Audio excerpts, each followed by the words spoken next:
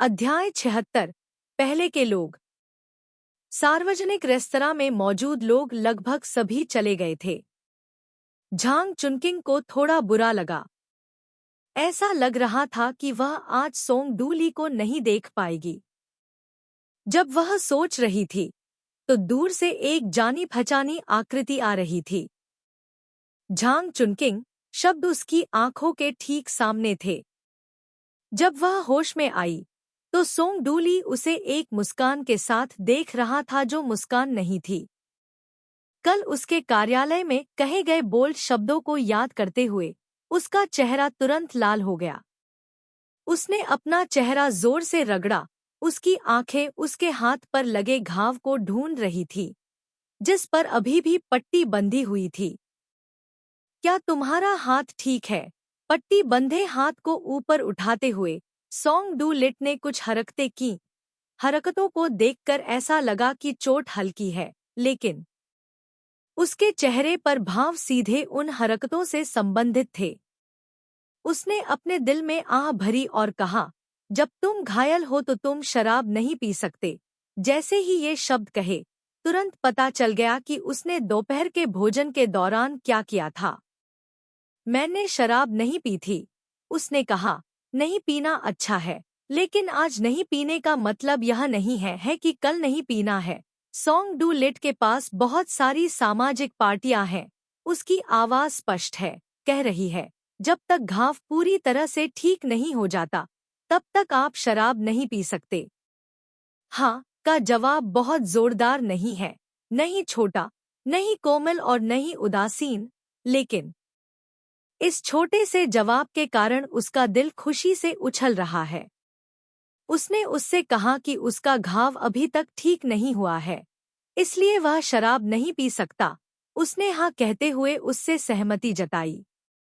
बस अपने अभिमान और शालीनता के बीच उसने सोंग डू लिट से कहा कि उसका हाथ अभी तक ठीक नहीं हुआ है और वह गाड़ी नहीं चला सकता। आपको पता होना चाहिए कि वह कल रात पूरी रात चिंतित थी। इस बार सोंग डू लिट ने जवाब नहीं दिया। वह अपने दिल में चिंतित था। कह रहा था, सोंग डू लिट, क्या आपके पास ड्राइवर नहीं है? सोंग डू लिट के पास 3 ड्राइवर थे। उनमें से 2 बारी बारी से उसे काम पर ले जाते थे। दूसरा सोंग डू लिट को दूसरी जगहों पर ले जाने का काम करता था। उसके पास ड्राइवरों की कमी नहीं थी। सोंग डू लिट की जिज्ञासु निगाहों से मिलते ही झांग चुनकिंग का दिल धड़क उठा। कल पार्किंग में जो हुआ उसे याद करते हुए भले ही उसे पीट पीट कर मार डाला जाए, वह यह स्वीकार नहीं करेगी कि वह कल रात भोर तक गैरेज में बेहोशी की हालत में थी। सौभाग्य से क्रिस भी था। क्रिस ने बताया कि कल रात जब वह और उसकी दोस्त ट्रैफिक लाइट का इंतजार कर रहे थे तो उसने सोंग डू लिट को देखा। क्रिस ने बताया कि कल रात जब वह और उसकी दोस्त ट्रैफिक लाइट का इंतजार कर रहे थे तो उसने तुम्हें देखा। तुमने खुद गाड़ी चलाई। पलक झपकते ही उसका लहजा तर्कसंगत हो गया, सोंग डू लिट को डांटते हुए। क्रिस कौन है? सोंग डू लिट ने पूछा। उसके माथे पर थप्पड़ मारा। झांग चुनकिंग वहीं खड़ी रही।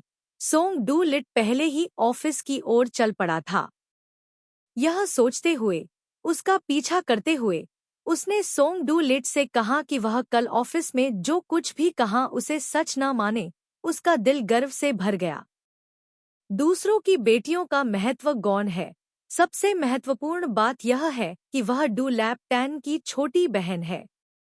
यह कहने के बाद उसने एक वाक्य जोड़ा, उस समय मैं सिर्फ आपको दिलासा देना चाहती थी। क्या उस समय मैं ऐसी दिख रही थी कि मुझे दिलासा चाहिए?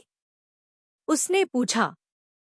आखिरी सेकंड में झांग चुनकिंग ने अपना जवाब हाँ से बदलकर मुझे नहीं पता कर दिया। इसे मुझे नहीं पता में बदलने से फिर सोंग डूली के दिल में घटिया हॉकी टीम जिसने कभी कोई गेम नहीं जीता था अब इतनी महत्वपूर्ण नहीं होगी, उसने सोचा। अपना सिर नीचे करते हुए उसने धीमी आवाज में पूछा, सोंग डूली, आज तुम्हारा मूड कैसा है? उसने हल्के से सूंघा, अच्छा या बुरा नहीं कहा। शुक्रवार को क्रिस 46वीं मंजिल से खबर लेकर आया, सोंग डूली आज छुट्टी पर है। छुट्टी 4 दिन की है। वह मंगलवार को काम पर लौट आएगा। क्रिस हान रुई है, जो उनकी टीम में दूसरा ओरिएंटल व्यक्ति भी है, जो झांग चुनकिंग का बहुत करीबी है। क्या आपको वह पसंद है? क्रिस ने अचानक यह कहा। स्वाभाविक रूप से झांग चुनकिंग भी जानती थी कि क्रिस के मुंह में वह कौन था, क्योंकि वह सोंग डूली के मामलों के बारे में बहुत चिंतित थी। वह इस कोरियाई लड़की के साथ बहस करने के लिए बहुत आलसी थी। इसलिए क्रिस ने 46वीं मंजिल पर अपने रिश्तों को गर्व से दिखाया। उदाहरण के लिए, उसे पता चला कि सोंग डूली ने एक सहायक से छुट्टी पर जाने के लिए 4 दिनों की छुट्टी का उपयोग किया, जिसका निदेशक के सचिव कार्यालय में उसके साथ बहुत अच्छा संबंध था। उसे यह भी नहीं पता था कि वह कहाँ जा रही थी, वह अकेली थी या किसी के साथ। उस रात किसी तरह झांग चुनकिंग ने मैरियन का फोन नंबर ढूंढ लिया। खुश स्माइली। इससे पहले जब उसने मैरियन का फोन नंबर मांगा, तो झांग चुनकिंग ने सोंग डूली के मामलों का जिक्र नहीं किया। उस समय उसने केवल मैरियन को बताया कि वहां काम करने वाला एक दोस्त उससे पूछना चाहता था। यह व्यक्ति कभी-कभी काम के लिए जिम्बाब्वे जाता था। इस अफ्रीका में एक बाहरी व्यक्ति जितने अधिक स्थानीय लोगों को जानता है, उतना ही सुरक्षित है। मैरियन ने न केवल उसे अपना फोन नंबर दिया, बल्कि उसे कई लोगों के फोन नंबर भी दिए। उसके लिए जिम्बाब्वे में रिश्तेदार। यह एक लड़की की एक योजना है, जो अब प्यार के एक भर्ती में है। शाम को हवाई अड्डे पर युवा मास्टर अकेले जा रहे हैं। वह जानती है कि बीजिंग का खाना कैसे पकाया जाता है। बीजिंग में बारिश धीरे धीरे भीग रही थी। झांग चुनकिंग को भी बीजिंग के कुछ व्यंजन बनाने का तरीका पता था। उस समय उसने सोंग डू लिट से भी पूछा कि क्या उसे बीजिंग का खाना पसंद है। मुझे नहीं, सोंग डू लिट ने ऐसा ही जवाब दिया। अब सोंग डू लिट के घर पर जो हुआ उसे याद करके ट्रुओंग थुआन तिन्ह चौंक गई। उसने मैरियन से पूछा, क्या सोंग डू लिट का चचेरा भाई अभी भी तुम्हारे घर पर है?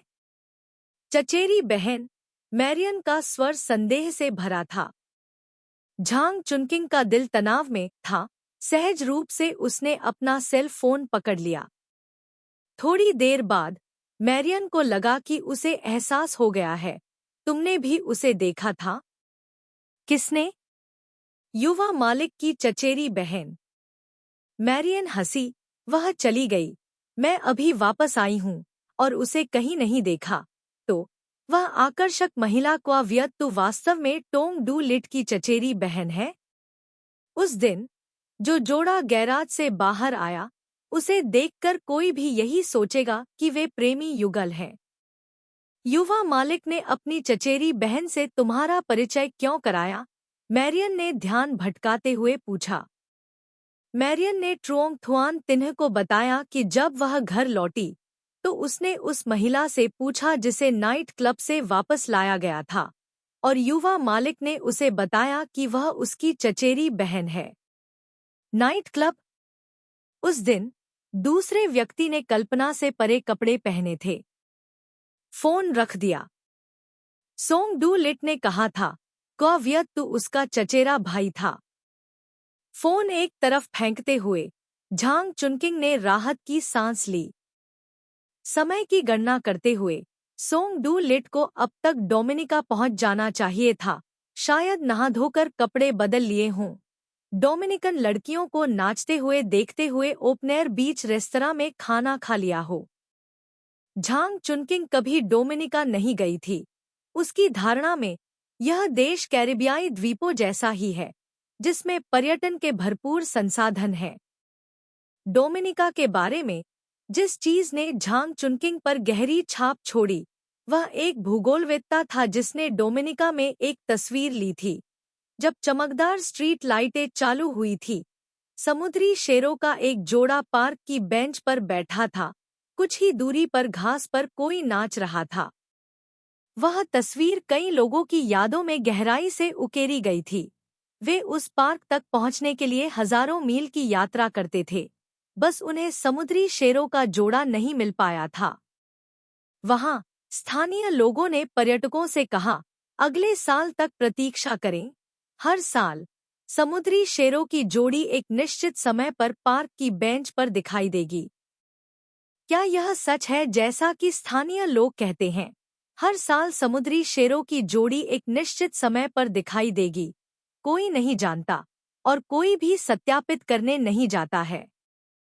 तीसरा, महाप्रबंधक का कार्यालय फिर से व्यस्त है। सोंग डूली काम पर लौट आई है। सोंग डूली ने जोन को एक उपहार भी दिया, जिसने जोन को 46वीं मंजिल पर महिलाओं द्वारा सबसे अधिक प्रशंसित और नफरत करने वाला व्यक्ति बना दिया। भले ही जोन ने जोर दिया कि उपहार उसके बच्चे के लिए था। शनिवार तक झांग चुनकिंग ने सोंग डूली को नहीं देखा था, लेकिन यह टीवी पर था। सोंग डूली की कैसाब्लांका बाजार में खाने की कई तस्वीरें जोहान्सबर्ग के कई टीवी स्टेशनों द्वारा रिपोर्ट की गई थी। स्वाभाविक रूप से इस शहर ने सोंग डूली को एक प्रतीक के रूप में माना है, पूरे दक्षिण अफ्रीका का प्रतीक है। यह बिल्कुल भी अतिशयोक्ति नहीं है। एसएन एनर्जी का न्यू जर्सी ब्लू ब्रिज कहीं भी देखा जा सकता है। एयरपोर्ट, स्टेशन, बंदरगाह, बाजार। सड़क पर बेतरतीब ढंग से किसी को नीले न्यू जर्सी पुल की ओर इशारा करने के लिए खींचो, वे आपको सोंग डू लिट नामक पूर्वी युवक की कहानी बताएंगे। अब बहुत कम लोग एसएन एनर्जी के कार्यकारी अध्यक्ष को याद करते हैं। इस बिंदु का उल्लेख सोंग डू लिट के प्रतिद्वंद्वी ने भी बार बार किया, उस युवक की सफलता का जिक्र करते हुए, फिर एसएन एनर्जी के असली वारिस के बारे में बात करते हुए उस वारिस के लिए चिंतित महसूस किया। दूसरा, एसएन एनर्जी ने आधिकारिक वेबसाइट पर पूर्वी अफ्रीका में मुख्य परियोजना की घोषणा की। सोंग डू लिट और भी व्यस्त था, इतना व्यस्त कि झांग चुनकिंग ने अपना दिमाग खपाया लेकिन फिर भी गलती से उससे नहीं मिल सका। झांग चुनकिंग ने सोंग डू लिट के व्यक्तिगत फोन नंबर पर कॉल करने की भी कोशिश की, उठाया भी लेकिन कुछ वाक्य कहकर फोन काट दिया। न केवल औपचारिकता, बल्कि वह बहुत व्यस्त था। नवंबर का पहला सप्ताह, अभी भी सोमवार की सुबह, झांग फोन की घंटी बजने से थुआन तिन्ह की नींद खुल गई। यह क्रिस का फोन था। अपना चेहरा न धोने और बालों में कंघी न करने के बावजूद ट्रोंग थुआन तिन्ह ने अपना कंप्यूटर चालू कर दिया। कल रात को दक्षिण अफ्रीका में एक चॉकलेट की दुकान से बाहर निकलते हुए एक युवक और युवती की तस्वीर इंटरनेट पर जंगल की आग की तरह फैल गई। कहा गया कि एक सऊदी महिला पर्यटक ने गलती से यह तस्वीर ले ली थी। उस समय वह और उसकी सहेली एक संगीत कार्यक्रम देखकर वापस लौटी थी। जब उन्होंने एक बेहद खूबसूरत दिखने वाले युवक को चॉकलेट की दुकान से बाहर निकलते देखा, तो फोन का कैमरा उस युवक की ओर तान दिया।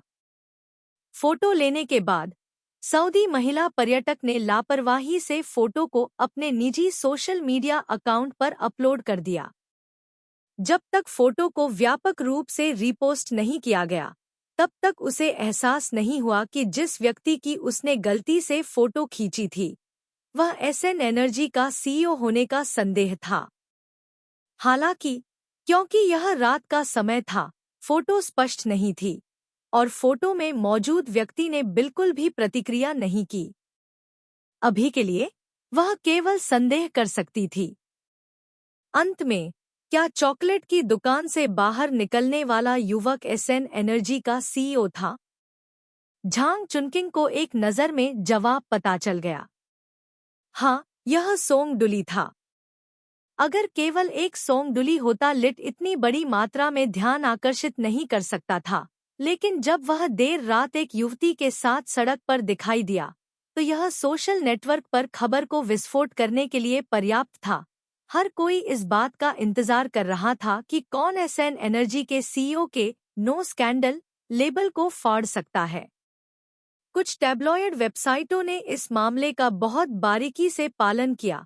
इस तस्वीर को कवर के रूप में इस्तेमाल करते हुए कई अलग-अलग विचारों के साथ फोटो को डिकोड किया गया। उदाहरण के लिए, युवक सोंग डू लिट ने अपने हाथ में एक चॉकलेट गिफ्ट बॉक्स पकड़ा हुआ था, जो हल्के गुलाबी रंग की पैकेजिंग में लिपटा हुआ था। रैपिंग पेपर के रंग से आप कुछ बिंदुओं को देख सकते हैं। चॉकलेट शायद किसी महिला को दी जा रही है। युवक सोंग डू लिट पर गुलाबी रैपिंग पेपर में लिपटी चॉकलेट देने का संदेह था, जिससे लड़कियां दुखी और खोई हुई महसूस करती थी। दुकान से बाहर उसके साथ आई लड़की को देखकर उसके दिल में विलाप हो रहा था, मैं क्यों नहीं? मैं उस लड़की से किस प्रकार कमतर हूँ? मेरे पास भी कई ऐसे बिंदु हैं जो उससे भी ज्यादा उत्कृष्ट हैं। यह फोटो 2 घंटे बाद सामने आई। लड़की की पहचान स्पष्ट थी। लड़की एक चीनी है, जोहान्सबर्ग में एक अकादमी में एक प्रसिद्ध कला छात्रा है। माँ सुपरमार्केट चलाती है, पिता वकील हैं। एसएन एनर्जी के सीईओ के साथ ऐसी पृष्ठभूमि वाली लड़की है। यह वास्तव में लोगों को आश्चर्यचकित करता है। कुछ लोग यह भी कहते हैं, यह लड़की निश्चित रूप से एक परी की तरह सुंदर है। चॉकलेट की दुकान पर टोंग डू लिट के साथ दिखाई देने वाली तस्वीर बहुत स्पष्ट नहीं है। लड़की की पहली छाप एक पतली आकृति, लंबे बाल हैं। यदि आप उसकी पहचान जानते हैं, तो उसकी शक्ल जानना बहुत आसान है।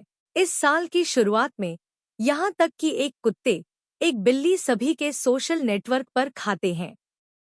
लड़की के खाते से कुछ तस्वीरें प्राप्त करें। उसका रूप भी औसत या उससे ऊपर है।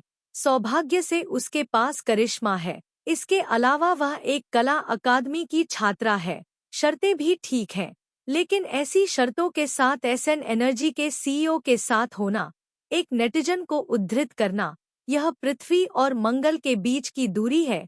खुश स्माइली। झांग चुनकिंग ने अपना व्यक्तिगत ईमेल खोला। निश्चित रूप से एक रात के बाद उसके मेलबॉक्स में 1000 से अधिक मेल। इन लोगों ने चॉकलेट की दुकान के बाहर सोंग डू ली की तस्वीर देखी, फिर तुरंत उसे एक ईमेल भेजा कि यह असली है या नकली। घड़ी को देखते हुए इस समय सोंग डू ली को कॉल करना वास्तव में असुविधाजनक था। ऐसा लग रहा था कि उसे आज 46वीं मंजिल पर जाना था। सौभाग्य से उत्तरी अफ्रीकी रणनीतिक योजना टीम ने पहले से रिपोर्ट कर दी थी, इसलिए कार्यालय में सोंग डू ली को ढूंढना आसान था। दोपहर 4 बजे झांग चुनकिंग ने सोंग डू ली के दरवाजे पर दस्तक दी। उसे केवल 10 मिनट की आवश्यकता थी। सिद्धांत रूप में उस लड़की के साथ सोंग डू ली के दिखाई देने का मामला जनसंपर्क विभाग द्वारा संभाला गया था, लेकिन उन 1000 ईमेल, साथ ही साफ घोटाले के लेबल ने उनकी सार्वजनिक छवि पर बहुत प्रभाव डाला। वह इस बात पर विचार कर रही थी कि फोटो समाचार लाया जाए या नहीं। यही कारण था कि उसने सोंग डू ली के कार्यालय का दरवाजा खटखटाया। सोंग डू ली पहले की तरह डेस्क पर नहीं बैठी, बल्कि मिनी टी टेबल पर बैठी। बार काउंटर पर चमेली की चाय का एक कप रखा। वह उस पर मुस्कुराया। उसकी आत्मा खराब नहीं थी। झांग चुनकिंग ने अपनी आंखें सिकोड़ ली। उसके बगल में बैठकर उसने सोंग डू ली के दाहिने हाथ पर नजर डाली। पट्टी अब दिखाई नहीं दे रही थी। चूंकि उसने अपना हाथ नीचे कर लिया था, इसलिए झांग चुनकिंग उसके हाथ पर निशान नहीं देख पाई, लेकिन यह शायद उथला नहीं था। ऐसा कहा जाता था कि पूरी तरह ठीक होने से पहले वह दस्तावेजों पर हस्ताक्षर नहीं कर सकता था। सोंग डू ली ने चमेली की चाय झांग चुनकिंग के दाहिने हाथ में थमा दी। उसकी निगाह के नीचे उसने एक घूंट लिया। इस समय वह चाय पीने के मूड में नहीं थी। उसने चाय का प्याला नीचे रखा और पूछा, उस लड़की को क्या हुआ? वह कैसे महसूस करती है? सोंग डू ली ने फिर पूछा, क्या यह वह लड़की है जो उसके साथ चॉकलेट की दुकान से बाहर आई थी? उसकी आंखों में सवालिया निशान भर गए। सोंग डूली ने सिर हिलाया। यह जवाब वाकई हैरान करने वाला था और झांग चुनकिंग और भी हैरान था। लगभग 3 मिनट के बाद सोंग डूली ने झांग चुनकिंग को उस लड़की को जानने की प्रक्रिया के बारे में बताया। सोंग डूली दूसरे लोगों की तरह था जो दोस्तों से मिलने के लिए ऑनलाइन जाते थे। वे दोस्त हॉकी के प्रशंसक थे। कभी-कभी सोंग डूली धूप का चश्मा और टोपी पहनता था और उनके साथ कुछ समय बिताता था। उन हॉकी प्रशंसकों की नज़र में वह बस एक ऐसा व्यक्ति था जो एसएन एनर्जी के सीईओ जैसा दिखता था। वह लड़की कोई ऐसी थी जिससे वह अपने दोस्तों के जरिए मिला था। वे एक दूसरे को लगभग 1 साल से जानते थे। उन दोनों को करीबी दोस्त माना जा सकता था।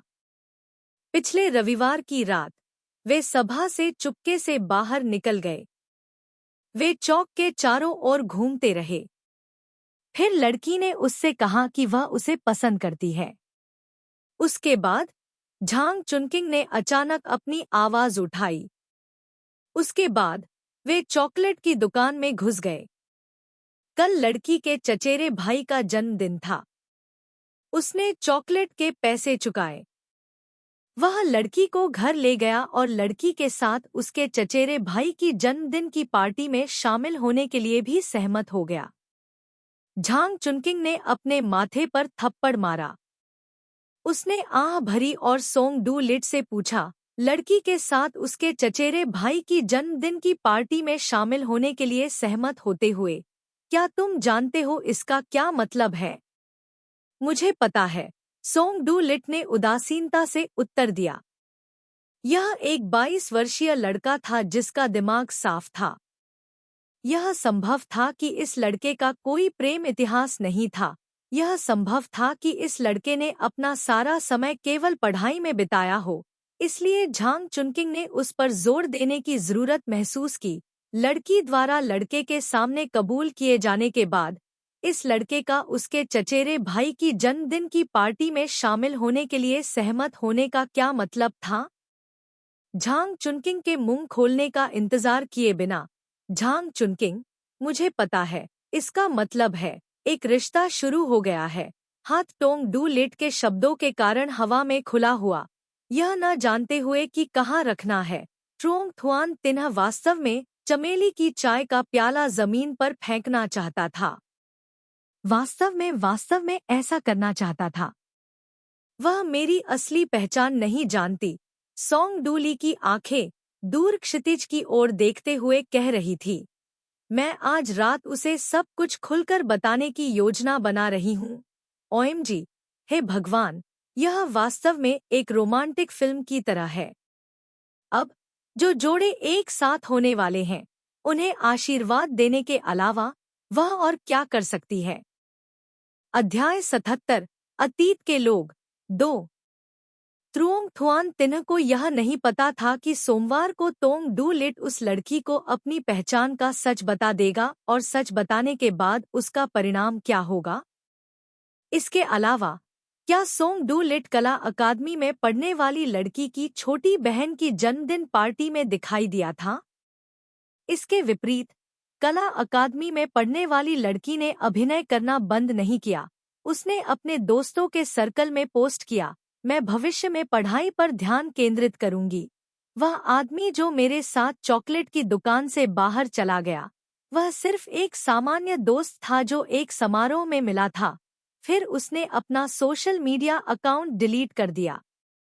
गपशप मीडिया ने लड़की की मां के सुपरमार्केट का पीछा किया। उसकी मां ने कहा कि वह पहले कभी एसएन एनर्जी के सीईओ से नहीं मिली थी। लड़की के पिता ने चुपके से जवाब दिया कि ऑनलाइन जो कुछ भी कहा गया था वह सब निराधार था। झांग चुनकिंग ने यह सब क्रिस से सीखा। शुक्रवार को, परंपरा के अनुसार, यह पुरस्कार की घोषणा का समय था। झांग चुनकिंग ने सेट पर अपने दोस्तों को व्यक्त किया कि वह एक तस्वीर का जवाब नहीं दे सकती जिसका रिजोल्यूशन 50% भी नहीं था। रविवार को यह जोड़ा सार्वजनिक रूप से चॉकलेट शॉप से एक साथ बाहर निकला। एक वेबसाइट ने इस बारे में बात करना जारी रखा और यहाँ तक कि इसकी जांच भी की। इस सर्वेक्षण में 80% प्रतिभागियों ने उस युवक को चुना जो एसएन एनर्जी का सीईओ नहीं था।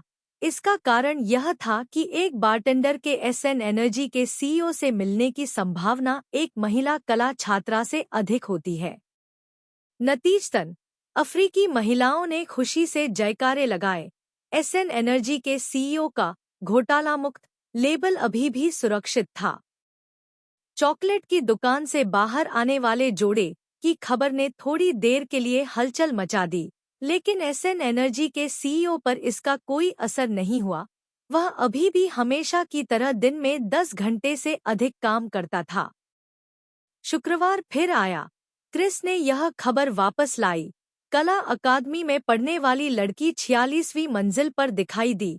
उपस्थिति का समय सचिव कार्यालय के अधिकांश काम खत्म होने के बाद था। जोन ने खुद कॉफी बनाई। फिर क्या हुआ? झांग चुनकिंग ने फोन अपनी जेब में रख लिया। वह पिछले शुक्रवार को भी आई थी। क्रिस ने कहा, अधिक जानकारी प्राप्त करने के लिए वह पिछले 2 सप्ताहांतों से लोगों को डिनर पर आमंत्रित कर रही है। ऐसा लगता है कि उसे सोंग डू लिट को यह सुझाव देना होगा कि वह सहायक विभाग में उस अपशब्द बोलने वाले व्यक्ति को नौकरी से निकाल दे। आप किस बात का इंतजार कर रही हैं? आपकी परिस्थितियां उससे कहीं बेहतर हैं। क्रिस ने पछतावा का एक स्वर का इस्तेमाल किया कि आयरन को स्टील में जाली नहीं किया जा सकता है। उसने इसे बार बार कहा, लेकिन अभी भी यह समझ में नहीं आ रहा है। 45 झांग चुनिंग 46वीं मंजिल तक पहुंचे। एक फुटबॉल मैदान का आकार और एक छोटे गोल्फ कोर्स में बनाया गया था। इस गोल्फ कोर्स को कम मत समझो। 30% सहयोग अनुबंध यहीं पर हस्ताक्षरित होते हैं। सोंग डूली और कला की छात्रा बेंच पर बैठी थी। ग्रीन बेल्ट का सबसे अच्छा दृश्य स्थान। उनके बगल में पेय को देखते हुए वे दोनों बहुत देर से बैठे थे। झांग चुनकिंग बहुत उत्सुक थी। घोटाला मुक्त सोंग डूली अपनी बेटी के साथ कैसे होगी? उसने सोंग डूली और जोन को दूर से एक दूसरे के साथ बातचीत करते देखा था। कई बार जोन मुस्कुरा रही थी। जोन को मुस्कुराना कोई आसान बात नहीं थी। जोन कैम्ब्रिज में एक अच्छी छात्रा थी और बेला की मां की छात्रा थी।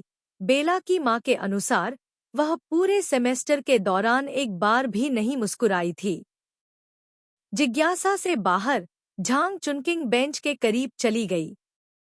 बेंच से लगभग 5 मीटर दूर पेड़ की आड़ में उसने अपनी सांस रोक ली और चुपचाप खड़ी रही। इस कोण से कला की छात्रा अपना सिर नीचे कर रही थी और सोंग डूली ने झांग चुनकिंग को अपना सिर दिखाया।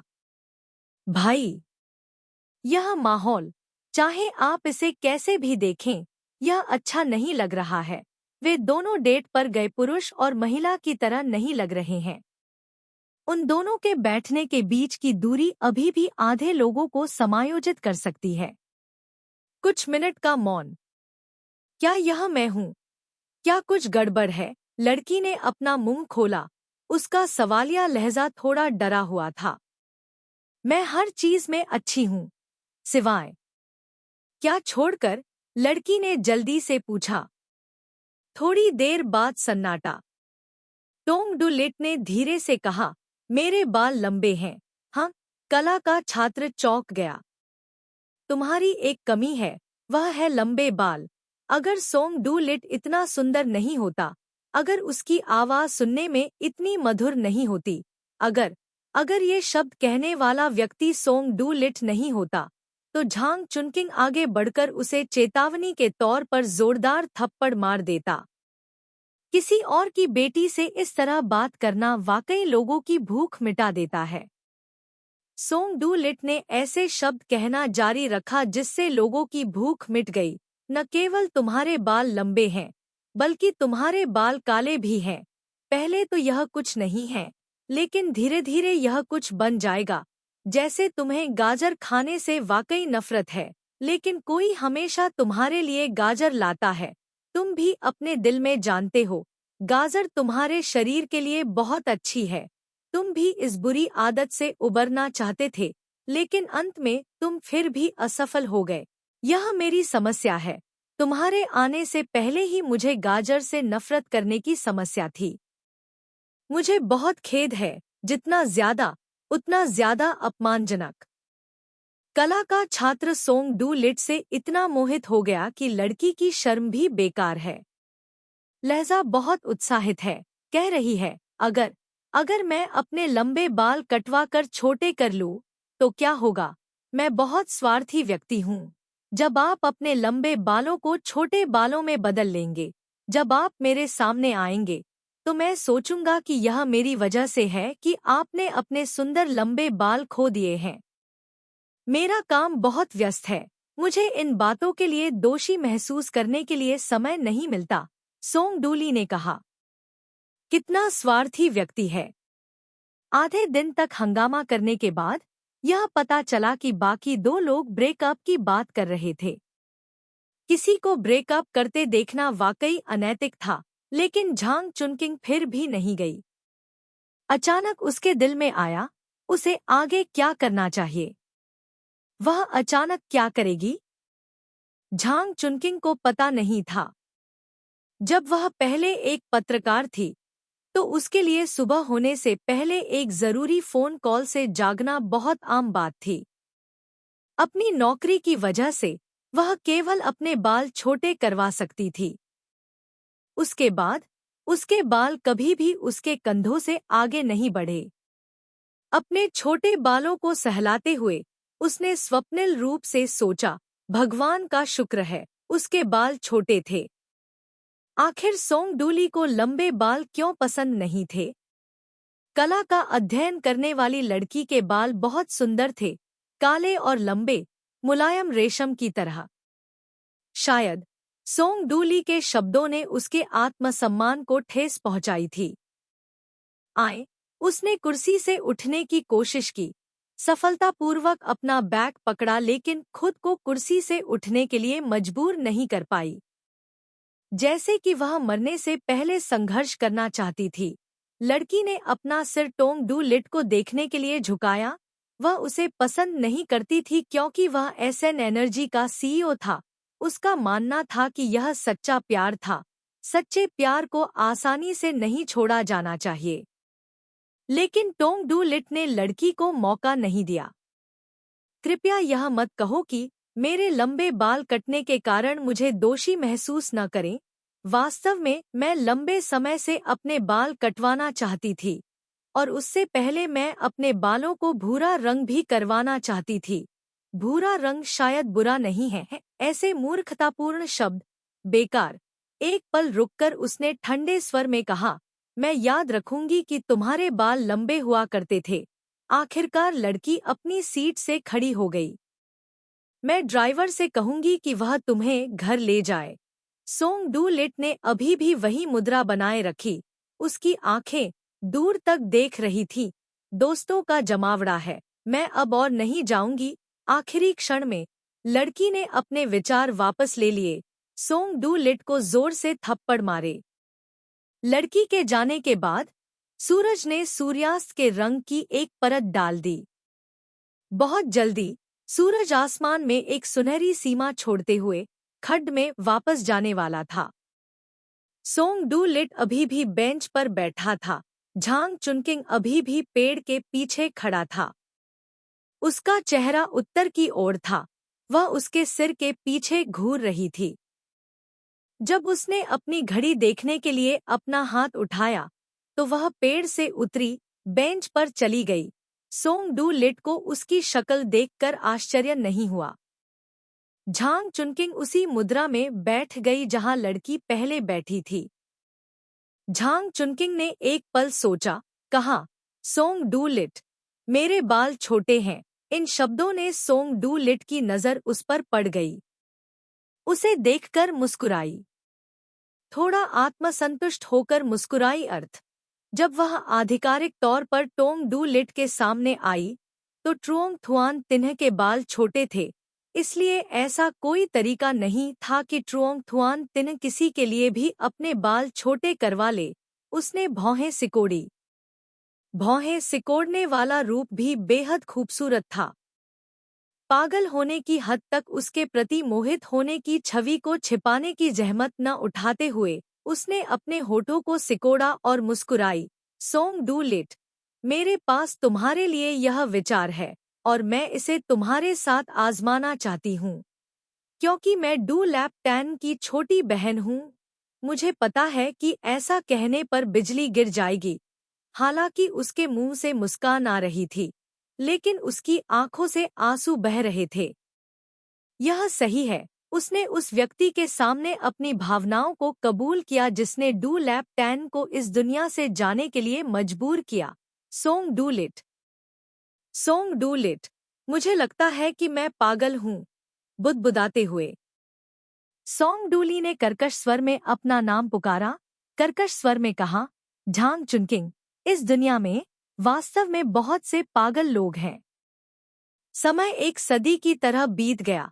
आंसू धीरे धीरे आंखों के गड्ढों में चले गए। आंखों के गड्ढों में आंसू भर आए। आखिरकार झांग चुनकिंग ने भी अपनी आंखों के कोने पर हाथ के रुकने का इंतजार किया। उसके आंसू पोंछने के लिए इस्तेमाल किया गया बल बहुत कोमल था। प्रोविंस, दक्षिण पश्चिम क्षेत्र, नवंबर के मध्य में। यह शुक्रवार का सूर्यास्त था। जब क्वावियत्तु मरम्मत किए जा रहे अखाड़े की बाड़ पर थी, तो उसका ध्यान केंद्रित नहीं था। हथौड़ा कील पर लगना चाहिए था, लेकिन गलती से उसकी तर्जनी पर लग गया। चोट लगी, बाड़ से गिर गई।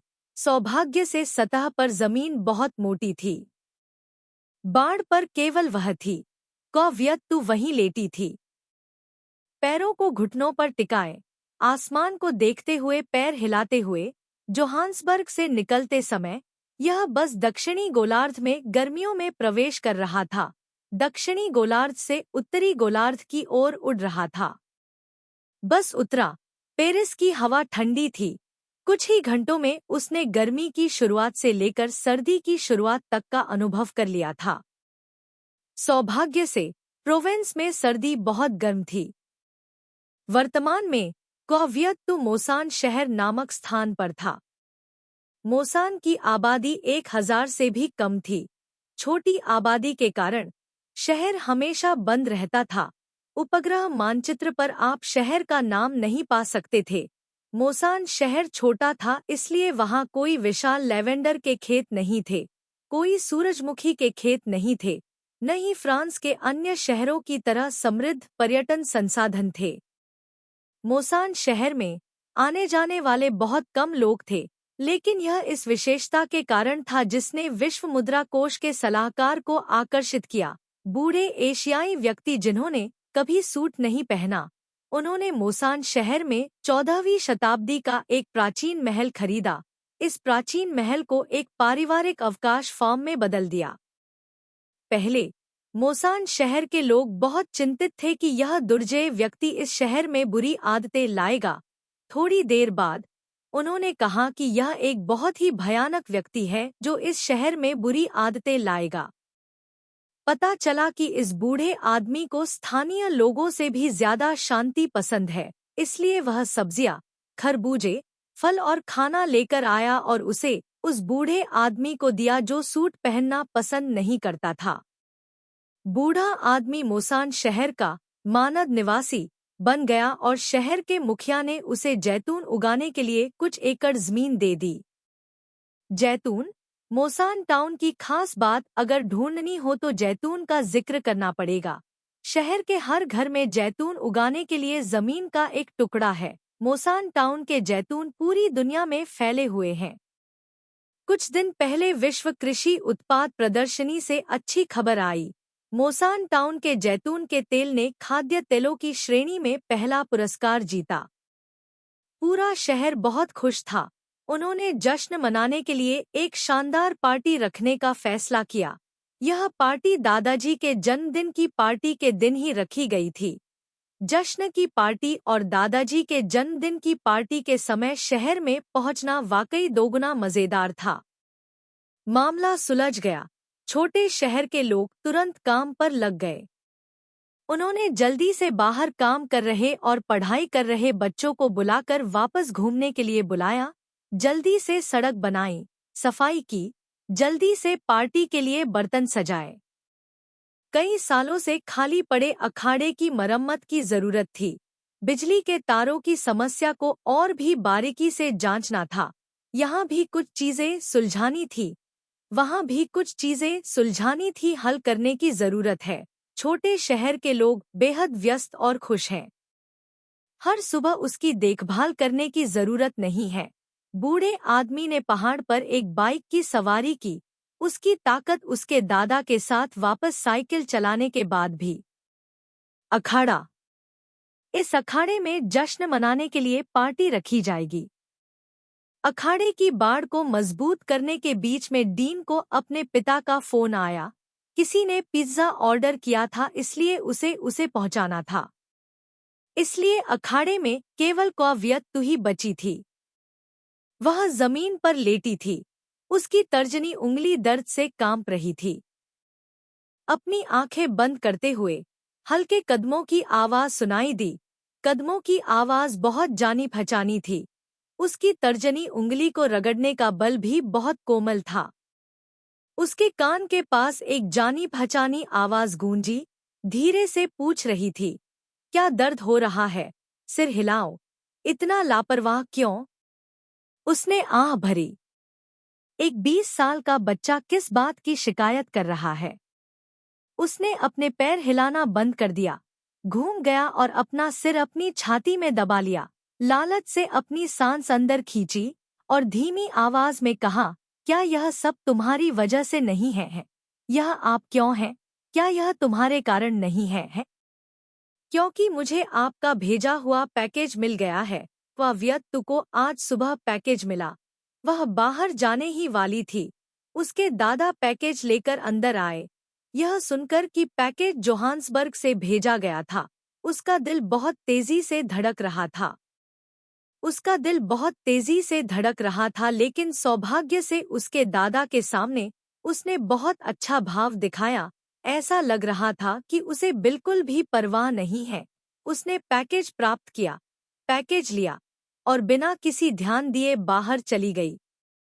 जैसे ही वह दरवाजे से बाहर निकली, उसने छिपने के लिए एक जगह ढूंढी और जल्दी से पैकेज खोला।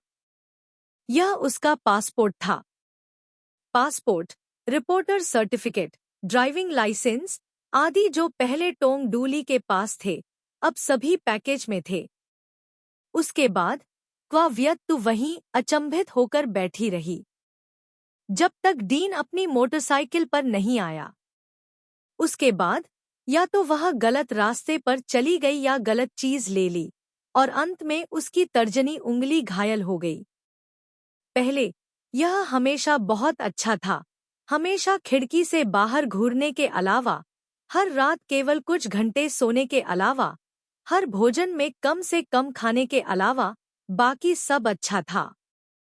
आजकल उसने और एलेना ने अपना वजन लिया। एलेना ने 5 पाउंड वजन बढ़ाया, उसने 5 पाउंड खो दिया। वजन लेने के बाद एलेना का चेहरा ऐसा लग रहा था जैसे वह किसी अंतिम संस्कार में जा रही हो। वह भी ऐसी लग रही थी जैसे वह किसी अंतिम संस्कार में जा रही हो। पतला होना एक अच्छी बात है ना? उसे खुश चेहरा बनाना चाहिए, है ना?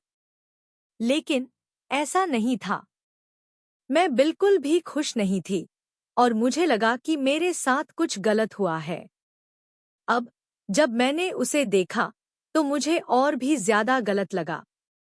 मैंने 5 पाउंड वजन कम किया और फिर भी मुझे इतना दिल तोड़ने वाला पैकेज मिला। मच्छर की चहचहाट जैसी हल्की सी आवाज, क्या पार्सल ने तुम्हें चोट पहुंचाई? हाँ, मुझे समझ नहीं आता कि ऐसा क्यों है, लेकिन मानसिकता वाकई असहज है। 5 पाउंड वजन कम करो, उसकी सांस उसके कान में चली गई। थोड़ी खुजली हो रही थी। जितना वह उससे छिपती उतना ही वह उसके करीब आती। सॉन्ग डू लिट क्या करना चाहता था? वह उसे डांटना चाहता था, लेकिन आवाज नहीं निकाल सका। उसे उसके कान में फुसफुसाने दिया, मुझे छूने दो। पतला कहाँ है? पहले तो वह अभी भी उससे छुप रही थी, लेकिन बहुत जल्दी वह उसके पीछे चली गई। उसे जहां भी पतला स्थान चाहिए था उसे जांचने दिया, जबकि उसने जांच करते हुए ऐसे शब्द कहे जिससे वह क्रोधित हो गई। डोंग डोंग, यह जगह पतली नहीं है, पतला नहीं है, लेकिन आज्ञाकारी नहीं है। क्यों न हम उसे बर्तन में डालकर पकाएं? ठीक है।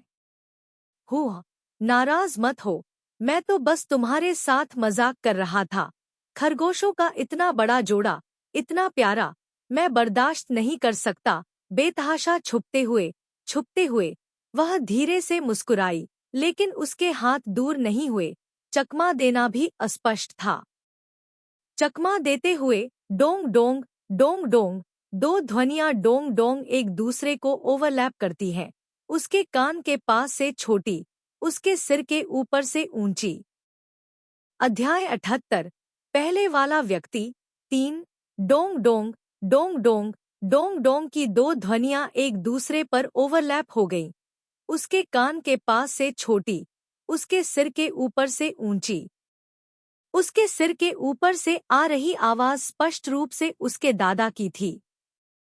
उलझन और उलझन में उसने अपने ऊपर बैठे व्यक्ति को दूर धकेल दिया, लेकिन केवल हवा को छुआ, फिर से धक्का दिया। उसके हाथ की हथेली भी केवल हवा से भरी थी। उसका दिल अचानक डूब गया। उसने अपनी आंखें खोलीं तो डोंग डोंग की केवल एक आवाज थी। केवल एक व्यक्ति ने उसे डोंग डोंग कहा। दूसरा व्यक्ति जो उसे डोंग डोंग कहता था, कहाँ गया? चारों ओर नजर घुमाई, नहीं, अचानक गायब क्यों हो गए? उसकी आंखें फिर से घूम गईं, फिर भी कुछ नहीं हुआ। फिर से बगल की ओर देखा, वहां कोई नहीं था। अपने बगल की स्थिति को खाली देखा। डोंग डोंग की दूसरी आवाज ने क्वावियत्तू को उसकी अस्तव्यस्त अवस्था में वापस ध्यान में खींच लिया। उसके दादा ने उसकी ओर देखा। उसके दादा के बगल में शहर का मुखिया था। वह जल्दी से खड़ी हो गई। पहले दादाजी पुकारा, फिर चाचा शहर के मुखिया पुकारा। दादा ने उससे पूछा, डोंग डोंग, तुम अभी किस बात पर हंस रही थी? नहीं, मैं नहीं हंस रहा हूँ। उत्तर, रात में उसने एक दराज चुनी जिसे वह शायद ही कभी खोलता था। क्वावियत्तू ने अपना पासपोर्ट, आईडी कार्ड, रिपोर्टर का प्रमाण पत्र आदि एक बैग में डाला और उसे वहीं फेंक दिया। आंखों से ओझल, मन से ओझल। पासपोर्ट अपने असली मालिक के पास वापस आ गया। सोंग डू लिट ने कुछ बहुत ही सही किया था, लेकिन इस सही काम ने उसे शहर के मुखिया के लिए हंसी का पात्र बना दिया। मोसन टाउन के निवासियों की नज़र में वह एक बहुत ही साधारण लड़की थी। वे यहाँ उससे बहुत प्यार करते थे। बच्चे एक दूसरे से चुपके से यह भी कहते थे कि चीनी लड़कियां पेरिस की लड़कियों से ज्यादा प्यारी होती हैं। सोंग डू लिट ने फिर भी कुछ ऐसा किया जिससे क्वावियत्तू बहुत नाराज हो गया। वह यह कि उसके दादा ने उसे लगातार 2 बार फोन किया, लेकिन दोनों बार उसे जनरल मैनेजर के दफ्तर में फोन करना पड़ा। इसके अलावा अंत में वह सोंग डू लिट से मिल भी नहीं सका। इससे भी ज्यादा निराशाजनक बात यह थी कि उसके दादा बिल्कुल भी नाराज नहीं थे। उसे वाकई उम्मीद थी कि उसके दादा सोंग डू लिट को गंभीरता से सबक सिखाएंगे। लिट हाल ही में बहुत व्यस्त रहा है, कृपया समझें। दादाजी ने उससे ऐसा कहा। व्यस्त हो? पीछे मुड़कर सोचा तो लगा कि ठीक ही है। सोंग डू ली बहुत व्यस्त होगी, बाजार का विस्तार करने में व्यस्त होगी, उस कला छात्रा से उलझी होगी। क्वावियत्तू ने सोंग डू ली और चॉकलेट की दुकान पर लंबे बालों वाली लड़की की तस्वीर भी देखी थी। चाहे लोग कितना भी छिपाने की कोशिश करें कि वह एसएन एनर्जी का सीईओ नहीं है, लेकिन क्वावियत्तू के लिए भले ही तस्वीर की तीक्ष्णता कुछ प्रतिशत ही क्यों न हो, वह अभी भी एक नज़र में बता सकती थी कि वह सोंग डू ली है या नहीं। यह मत कहो कि तस्वीर की तीक्ष्णता कुछ दर्जन प्रतिशत से ज्यादा थी। अगर तस्वीर में चॉकलेट की दुकान से बाहर निकलता हुआ युवक सोंग डूली नहीं था, तो और कौन हो सकता है? इस दौरान उसकी प्यारी रसभरी और वह कला छात्रा एक दूसरे से बेनतहा प्यार में डूबी होगी। रुको, तुरंत रुकें। फिर से अपना माथा थपथपाते हुए, यह सोंग डूली है, यह सोंग डूली है। यू शियाओ के जरिए उसने अपने केंद्रीय तंत्रिका तंत्र को ऐसा जवाब दिया। यह सोंग डूली है। यह सही है, यह सोंग डूली है, यह निश्चित रूप से सोंग डूली है। उसका शरीर बिस्तर पर भारी होकर गिर गया, उसकी आंखें बंद हो गईं। एक हल्की हवा बह रही थी।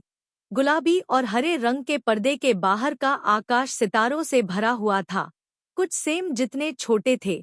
बेडसाइड टेबल पर एक गुलाबी स्वर के आकार की अलार्म घड़ी थी। नहीं, कोई गुलाबी स्वर के आकार की अलार्म घड़ी नहीं थी। पर्दा गुलाबी और हरा नहीं था, बल्कि हल्का पीला रंग था। उसके दादा ने व्यक्तिगत रूप से उसके लिए इसे चुना था। उसने अपनी आंखें खोलीं। उसकी नज़र बेडसाइड टेबल पर पड़ी, फिर हल्के पीले रंग के पर्दे पर गई और अंत में छत पर रुक गई। गिनती शुरू करना चाहते हैं?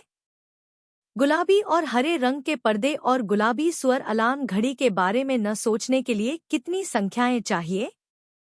कल रात उसने कांच के पर्दे के बारे में सोचा, क्योंकि वह इसे रसोई और भोजन कक्ष के बीच लटकाना चाहती थी। उसने सोने से पहले 7,000 से अधिक सितारों की गिनती की। आज उसने फिर से दो चीजों के बारे में सोचा, तो उसे कितने गिनने चाहिए? अपने हाथ की हथेली को अपनी छाती पर रखा हुआ था, ताकि वह असहायता की भावना को छिपा सके जो उमड़ रही थी। मोबाइल फोन वाइब्रेट हुआ। मेलबॉक्स की जानी पहचानी याद ने क्वाव्यक्तु को उसके उदास भाव से बाहर निकाला। गुल्लान सिन्हा ने उसे एक ईमेल भेजा। क्वाव्यक्तु के पास सोशल मीडिया अकाउंट नहीं था, चैट ऐप की तो बात ही छोड़िए। उसने बाहरी दुनिया को बताया कि वह आलसी है, लेकिन वास्तव में उसने अपने दिल में सोशल मीडिया ऐप्स को स्वचालित रूप से अस्वीकार कर दिया था। अपने काम की प्रकृति के कारण उसके पास ईमेल रजिस्टर करने के अलावा कोई विकल्प नहीं था। गुल्लान सिन्हा ने उसे एक और ईमेल अकाउंट दिया। मैंने अस्वीकृति को यहीं छोड़ दिया क्योंकि इस शब्द की तीव्रता घृणा से अधिक थी।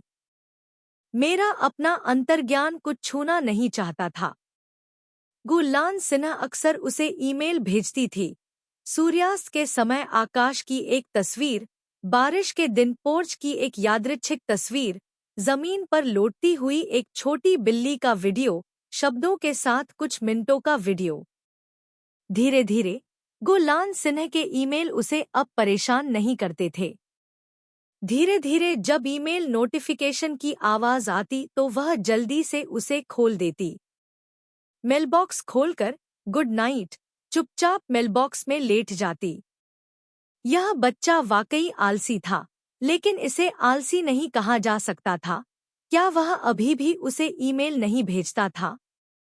प्रोवेंस पहुंचने के बाद क्वाव्यक्तु ने गुल्लान शेंग के शब्दों का सम्मान किया। उसे फोन मत करो, उसकी चिंता मत करो, उसका इंतजार करो। लॉग आउट करने के ठीक बाद ईमेल अधिसूचना ध्वनि फिर से बज उठी। इसे खोलो। क्वाव्यक्तु, शुभ रात्रि। यह आदमी आलसी नहीं है, लेकिन वह ऊब गया है। ईमेल अधिसूचना ध्वनि फिर से बज उठी। इसे खोलो। क्वाव्यक्तु, मैं आज बहुत खुश हूँ। गुल्लान शेंग आज बहुत खुश था, लेकिन आज क्वाव्यक्तु बहुत दुखी था। उसने बाहर शहर के प्रमुख के सामने अपना चेहरा खो दिया। गुल्लान शेंग से पूछो, वह खुश क्यों है? ईमेल अधिसूचना ध्वनि फिर से बजी। इसे खोलो। क्वाव्यक्तु, मेरा इंतजार करो। क्वाव्यक्तु, शुभ रात्रि। इस समय ईमेल अधिसूचना ध्वनि बजना बंद हो गई। शुभ रात्रि। गुल्लान सिन्हा, अपनी आंखें बंद करो और धीरे से कहो, आज रात क्वाव्यक्तु को अब अनिद्रा नहीं है। भोर के करीब वह इस तरह जाग गई थी। पेड़ से सूखे फल उसकी खिड़की पर गिरे, ऐसी हल्की आवाज। उसकी आंखें खाली खिड़की से बाहर देखती रहीं। एक नया दिन आ रहा था। पहले का अंधेरा भयंकर और भारी दोनों था। समय रुक गया लग रहा था, बहुत लंबे समय तक। क्षितिज पर थोड़ी रोशनी दिखाई दी। वह रोशनी बहुत भयावह थी। बहुत जल्दी यह हर जगह फैल गई, नीली रोशनी से सफेद तक। सफेद रोशनी अनंत तक फैल गई, जब तक कि उसने आकाश और पृथ्वी को कवर नहीं किया। सूरज धीरे धीरे उगाया। नए उगे सूरज की किरणें खिड़की पर सूख रहे पीले कागज के टुकड़े की तरह थीं। सूखे फल को भी पीला रंग दे रही थी। अलार्म घड़ी समय पर बजी। क्वाव्यक्तु ने राहत की सांस ली, अपने शरीर को तान दिया। एक नया दिन आ गया था। दादाजी एक विशिष्ट प्राचीन विद्वान थे। जब वे छुट्टी पर होते थे तो केवल समाचार पत्र पढ़ते थे। जो व्यक्ति हर दिन दादाजी के लिए समाचार पत्र लाता था उसे मोरो 4 समाचार पत्र वितरित करने के बाद वह काम करने के लिए जैतून के बाग में वापस जा सकता है। आज इस तरह की खबर थी। दिवंगत WHO सदस्य डुआन रैन की मौत की जांच करने के लिए अगले सप्ताह 8 अंतर्राष्ट्रीय पुलिस अधिकारी दक्षिण अफ्रीका आएंगे। हालांकि यह खबर बहुत ही मामूली जगह में ठूंस दी गई थी, लेकिन यह क्वाव्यक्तु को इसे एक खजाना मानने से नहीं रोक सका। इसे शब्द दर शब्द पढ़ा। इसे एक बार पढ़ना पर्याप्त नहीं था, इसलिए उसने इसे फिर से पढ़ा। उसके दादा का सेल फोन बज उठा। वाक्यांश एक झूठ ने क्वाव्यक्तु को सहज रूप से एक पल के लिए रुकने पर मजबूर कर दिया। सोंगडुलाई ने अपने दादा को फोन किया। अंतर्राष्ट्रीय पुलिस संगठन इंटरपोल के बारे में समाचार पढ़ना जारी रखते हुए इस समाचार को दिया गया महत्व गुलान शेंग की वजह से था। क्वाव्यक्तु को पता था कि गुलान शेंग हाल ही में जोहान्सबर्ग में था।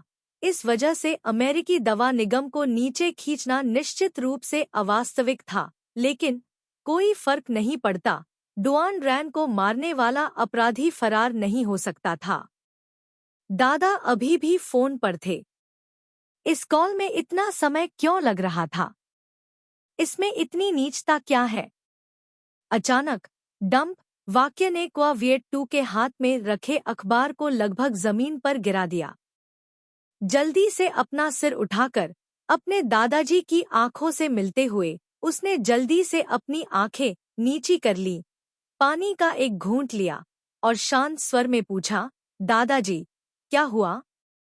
मुझे लगता है दादाजी अब किससे बात कर रहे हैं? स्पीकर को ढकते हुए बूढ़ा आदमी रहस्यमय ढंग से मुस्कुराया। देखो, वह उसके दादाजी हैं।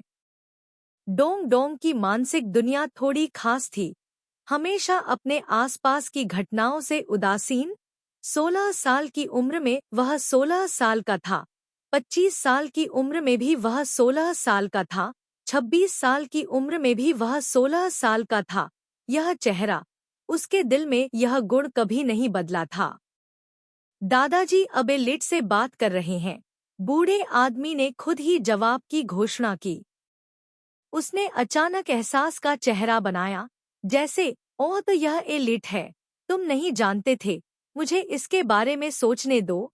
ऐसा लगता है कि तुम और एलिट ने लंबे समय से बात नहीं की है। नहीं नहीं दादाजी, ऐसी बहुत सी चीजें हैं जो आप नहीं जानते हैं। यह एक बेहद शर्मनाक क्षण है। तो उसे किस तरह का भाव बनाना चाहिए? क्वाव्यक्तु ने दिमाग लगाया। क्या डोंग डोंग एलाई से बात करना चाहता है? नहीं दादाजी, मैं बिल्कुल नहीं चाहती। लेकिन वह सच नहीं बता सकती थी। वह केवल उस पर मीठी मुस्कान दे सकती थी। नतीजतन फोन उसके सामने लाया गया। उस उम्मीद भरी निगाह के नीचे उसने घबराहट में अपना हाथ बढ़ाया, घबराहट में फोन उठाया, धीरे से फोन अपने कान से लगाया। दूसरी तरफ से आ रही बीप की आवाज ने क्वाव्यक्तु को राहत महसूस कराई। टोंग डू लाई ने एकतरफा फोन रख दिया। यह वास्तव में पूर्ण था। मैं इसे सुनना नहीं चाहती। दरवाजे के बाहर एक मोटरबाइक के इंजन की आवाज सुनाई दी। यह डीन था जो उसे लेने आ रहा था। उसने जल्दी से फोन दादाजी को दिया। कहा, दादाजी, मुझे काम पर जाना है। रोटी का एक और टुकड़ा उठाया और मुंह में ठूसकर जल्दी से दरवाजे से बाहर भागी। आज क्वाव्यक्तु के लिए एक और अशुभ दिन था। जैसे ही वह दरवाजे से बाहर निकली, वह गिर गई और डीन की मोटरसाइकिल से पीछे रह गई। जिस व्यक्ति ने उसे मोटरसाइकिल से दूर रखा, उसने भी इस बात पर जोर दिया कि समस्या वह ही थी। फियोना, क्या तुम अभी अपने प्रेमी के बारे में सोच रही थी? डीन ने उसे जमीन से उठाया। फ्रांसीसी बच्चे ने वास्तव में लोगों को पागल कर दिया। क्वाव्यक्तु ने एक पैर से अपनी मोटरसाइकिल को लात मारी। फ्रांसीसी बच्चे ने उसे देखकर मुस्कुराया और कहा, फियोना, मुझे वास्तव में यह पसंद है कि तुम गुस्से में कैसे दिख रही हो, ग्रिल्ड पेपर पिज्जा की तरह। ग्रिल्ड पेपर पिज्जा बिल्कुल भी अच्छा नहीं लगता। हाथों को कमर पर रखते हुए अगले ही पल उसके सिर में एक आवाज गूंजी। वह आवाज उससे बात कर रही थी। क्वाव्यक्तु को भविष्य में दूसरों के सामने हाथ पर कूल्हों वाला इशारा न करने के लिए कह रही थी। जैसे कि प्रेतबाधित, उसका हाथ तुरंत गिर गया। क्वाव्यक्तु की बदकिस्मती जारी रही। दोपहर में एक तकनीकी टीम ने आखिरकार बैरिकेड की कमान संभाली। अखाड़े में पहुंचकर उसने भीड़ में एक तकनीशियन की मदद की, लेकिन किसी कारण से वह बैरियर में बंद हो गई। इस तरह वह केवल प्रबलित बैरियर को खोल सकती थी, उसे अंदर से बाहर खींच सकती थी और बैरियर को ठीक करना जारी रख सकती थी। बैरियर को खोलने और मजबूत करने में 2 घंटे लग गए। हालांकि तकनीशियनों ने कुछ नहीं कहा, लेकिन क्वाव्यक्तु को अपने दिल में पता था कि यह उसकी गलती थी। अगर उसने ध्यान दिया होता तो वह यह निम्नस्तरीय गलती नहीं करती। वह सुधार करना चाहती थी। आपको अभी भी इसके बगल में एक फूलदान बनाना चाहिए, एलेना बोली। डीन ने उसे ध्यान से देखा और अंततः इस निष्कर्ष पर पहुंचा कि फियोना का शरीर निश्चित रूप से ठीक नहीं है। तुम्हारा रंगरूप वास्तव में अच्छा नहीं है, डीन ने कहा। आप पहले घर जाकर आराम क्यों नहीं कर लेते? घर लौटते समय क्वाव्यक्तु ने सोचा, यह सब टॉम डू लिट की वजह से हुआ। कल टॉम डू लिट ने उसके दादा के सामने उसे पार्सल भेजा था। आज टॉम डू लिट के साथ उस फोन कॉल की वजह से वह लगातार बेवकूफ़ी भरी गलतियां करती रही। क्या उसे सजा मिल रही थी? वह इस तरह से आगे नहीं बढ़ सकती थी, क्योंकि उसने उस कमरे से बाहर निकलने का फैसला किया था। आज रात क्वाव्यक्तु के गाय के दूध में शामक दवाएं थी। क्वाव्यक्तु ने 430 दिनों से अपनी गाय के दूध में शामक दवाएं नहीं डाली थी। यह ठीक हो जाएगा, यह ठीक हो जाएगा, उसने ध्यान किया और सो गई। अगले दिन क्वाव्यक्तु की हालत बहुत अच्छी थी। जैसे जैसे जश्न की पार्टी नजदीक आ रही थी, मोसन टाउन में चहल पहल बढ़ती जा रही थी। दूसरी जगहों पर पढ़ने और काम करने वाले बच्चे वापस आ चुके थे। शहर में मोसन टाउन से आए परिवार भी वापस आ चुके थे। संयोग से शहर में घूमते हुए पार्टी के प्रभारी कर्मचारी दिख रहे थे। फिल्म क्रू में जातीय प्रदर्शनों को फिल्माने में माहिर एक पेशेवर कैमरामैन भी छोटे से शहर में दाखिल हो चुका था। जश्न की पार्टी के मुख्य पात्र के रूप में दादा भी खाली नहीं बैठे थे। उन्होंने नौकरानी और 2 नौकरों को मोसन टाउन जाने को कहा, दोस्तों से मैनपावर उधार मंगवाया, मेहमानों के कमरे साफ करवाएं, दूर से आए मेहमानों के लिए कुछ कमरे छोड़े, बाकी कमरे उन लोगों के लिए छोड़े जो वहां रुकते और उनकी जरूरत होती। और यहाँ तक कि उन्होंने अपने पैसे से फूलों की दुकान से मोसन में ताज़े फूलों का एक ट्रक मंगवाया। छोटा सा शहर अचानक चहल पहल से भर गया। बच्चे खुशी से उछलने लगे। हर रात सोने से पहले वे उंगलियों पर दिन गिनने लगे।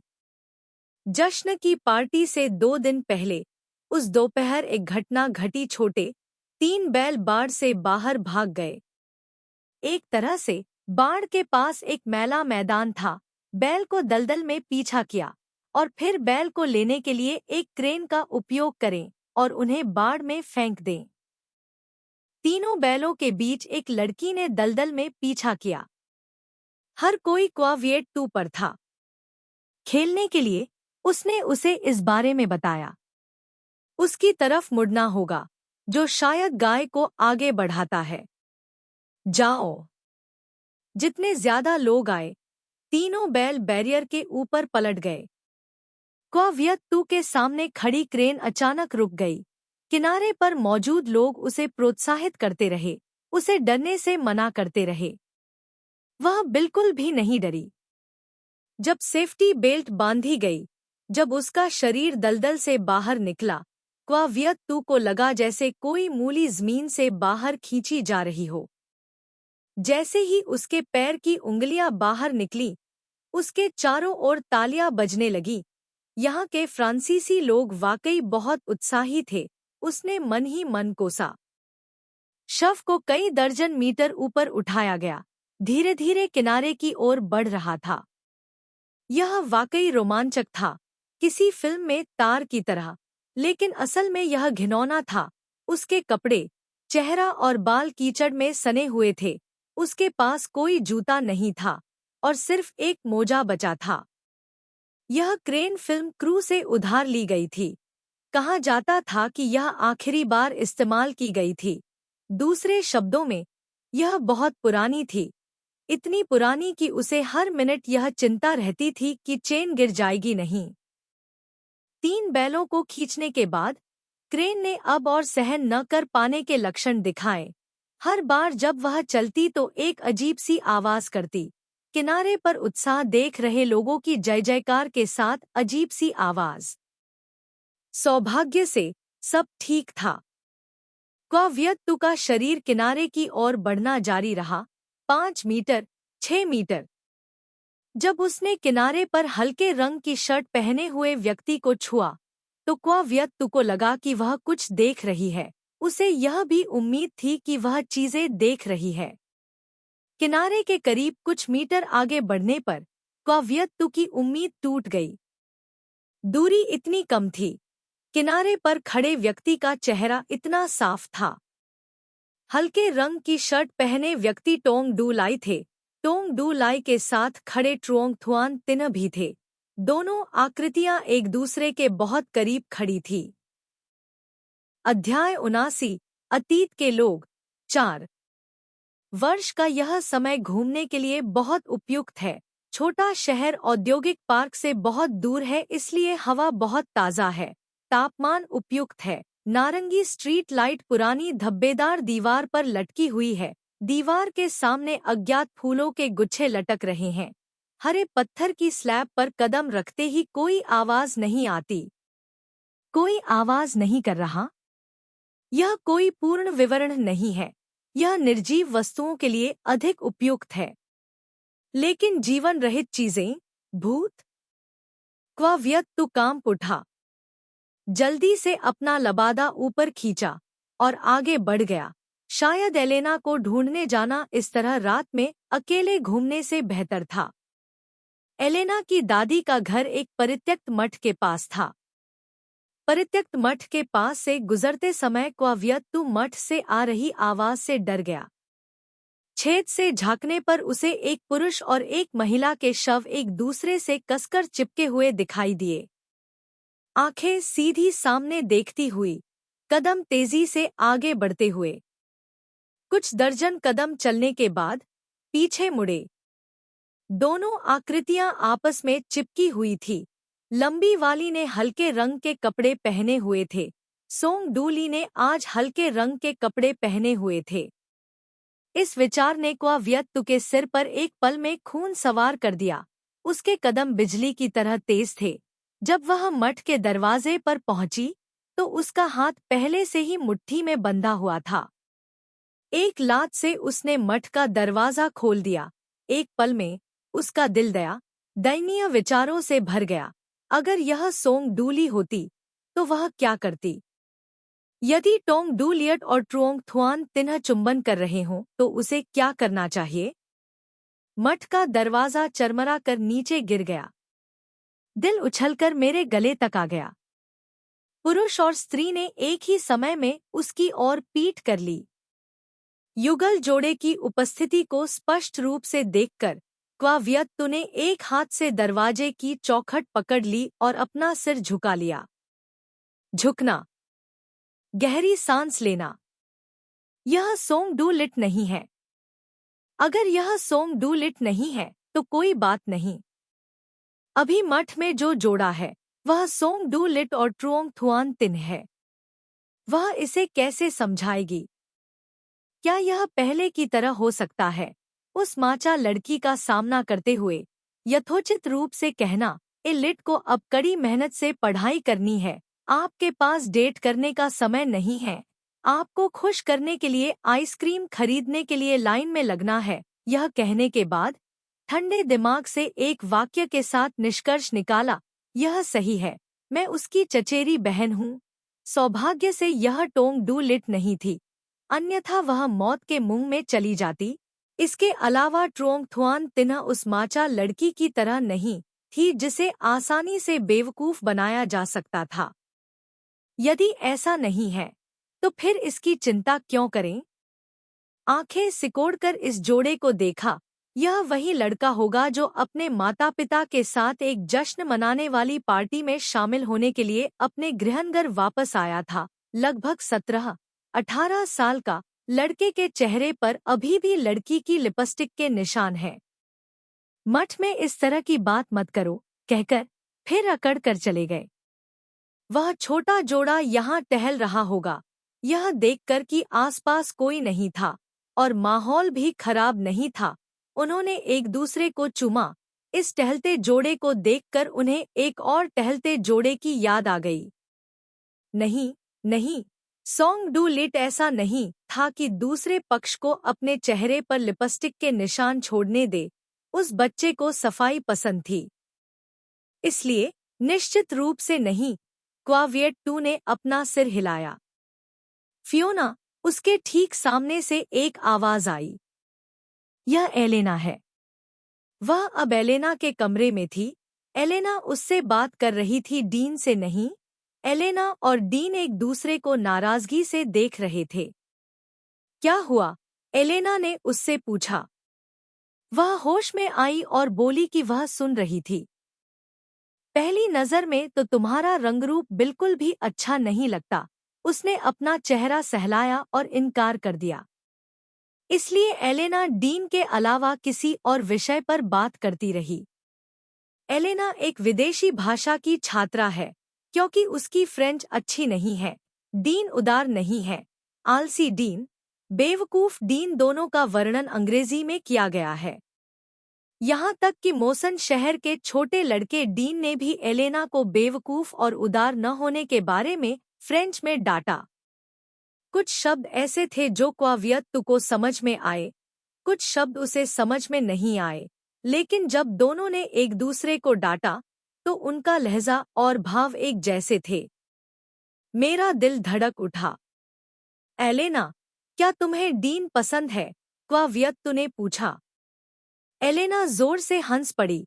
हंसते हुए उसने कहा कि यह हाल ही में सुनी गई सबसे मजेदार बात थी। बिल्कुल भी मजेदार नहीं।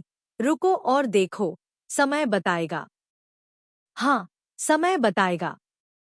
रातों की नींद हराम होने पर मैं अपने दिल में किसी को याद करता हूँ। मैं अपनी आंखें खोलता हूँ और किसी को देखना चाहता हूँ। तारों भरे आसमान के नीचे मैं किसी का हाथ थामना चाहता हूँ। घास पर बैठा हुआ मेरे हाथ किसी के चेहरे को सहलाना चाहते हैं। मेरे होंठ किसी के होठों को चूमना चाहते हैं।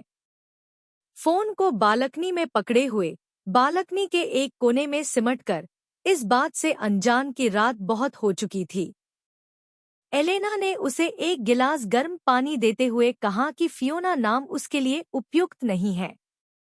एलेना ने कहा, अफ्रीकी भाषा में फियोना एक उज्जवल जीवन का प्रतिनिधित्व करती है और जो इस समय उसकी बालकनी में बैठी है वह एक उदास लड़की है। बताओ, तुम किसके बारे में सोच रहे हो? एलेना ने पूछा। यह अजीब बात है कि उसके बगल में बैठा व्यक्ति उससे 3 साल छोटा है, लेकिन उसके नाम में भी ना अक्षर है, इसलिए वह उससे प्रतिस्पर्धा करना चाहती है। लेकिन अगर आपको इनकार करना है, तो आपको यह कहकर इनकार करना होगा कि मैं किसी के बारे में नहीं सोचता। इस डर से कि एलेना उस पर विश्वास नहीं करेगी, क्वावियत्तु ने शपथ लेने के लिए अपना हाथ उठाया। जैसे जैसे रात गहराती गई, दरवाजे की घंटी बजी। एलेना ने दरवाजा खोला।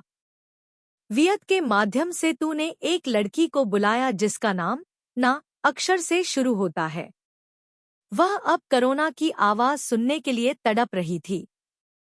करोना गर्भवती है, यह खबर क्वावियत्तु को पिछले सप्ताह मिली थी। जब उसने आने वाले नए जीवन का जिक्र किया, तो वह लगातार बात करती रही। मैरियन जितनी ही बात करती रही। नहीं, नहीं, मैरियन को हटा दो। करोना, मुझे अपने बच्चे के बारे में बताओ। कोक्वेटिश टोन। करोना ने क्वावियत्तु से बच्चे के बारे में बात नहीं की, लेकिन धीरे से पूछा कि वह कहाँ है, क्या वहाँ मौसम अच्छा है, और उसने किस तरह के कपड़े पहने हैं। फर्श की ओर देखते हुए, प्रत्येक वाक्य का उत्तर देते हुए करोना बोली, यहाँ का मौसम अभी अच्छा नहीं है। उसने बहुत देर तक खोजा लेकिन फिर भी कोई तारा नहीं मिला। उसने कहा कि आज उसने ग्रे कपड़े पहने थे। जब वह बाहर गई थी तो एक लबादा भी साथ लाई थी। लबादा राख के काले रंग का था। कुछ देर तक बड़बड़ाते रहे, तब जाकर फोन के दूसरी तरफ से एक आह की आवाज आई। अचानक याद आया, उस व्यक्ति ने एक मनोवैज्ञानिक की भूमिका में उसके बचपन से लेकर उसके महत्वपूर्ण वयस्क जीवन तक का अनुभव किया था। धिक्कार है, वह हमेशा भूल जाती है कि करोना एक मनोवैज्ञानिक है।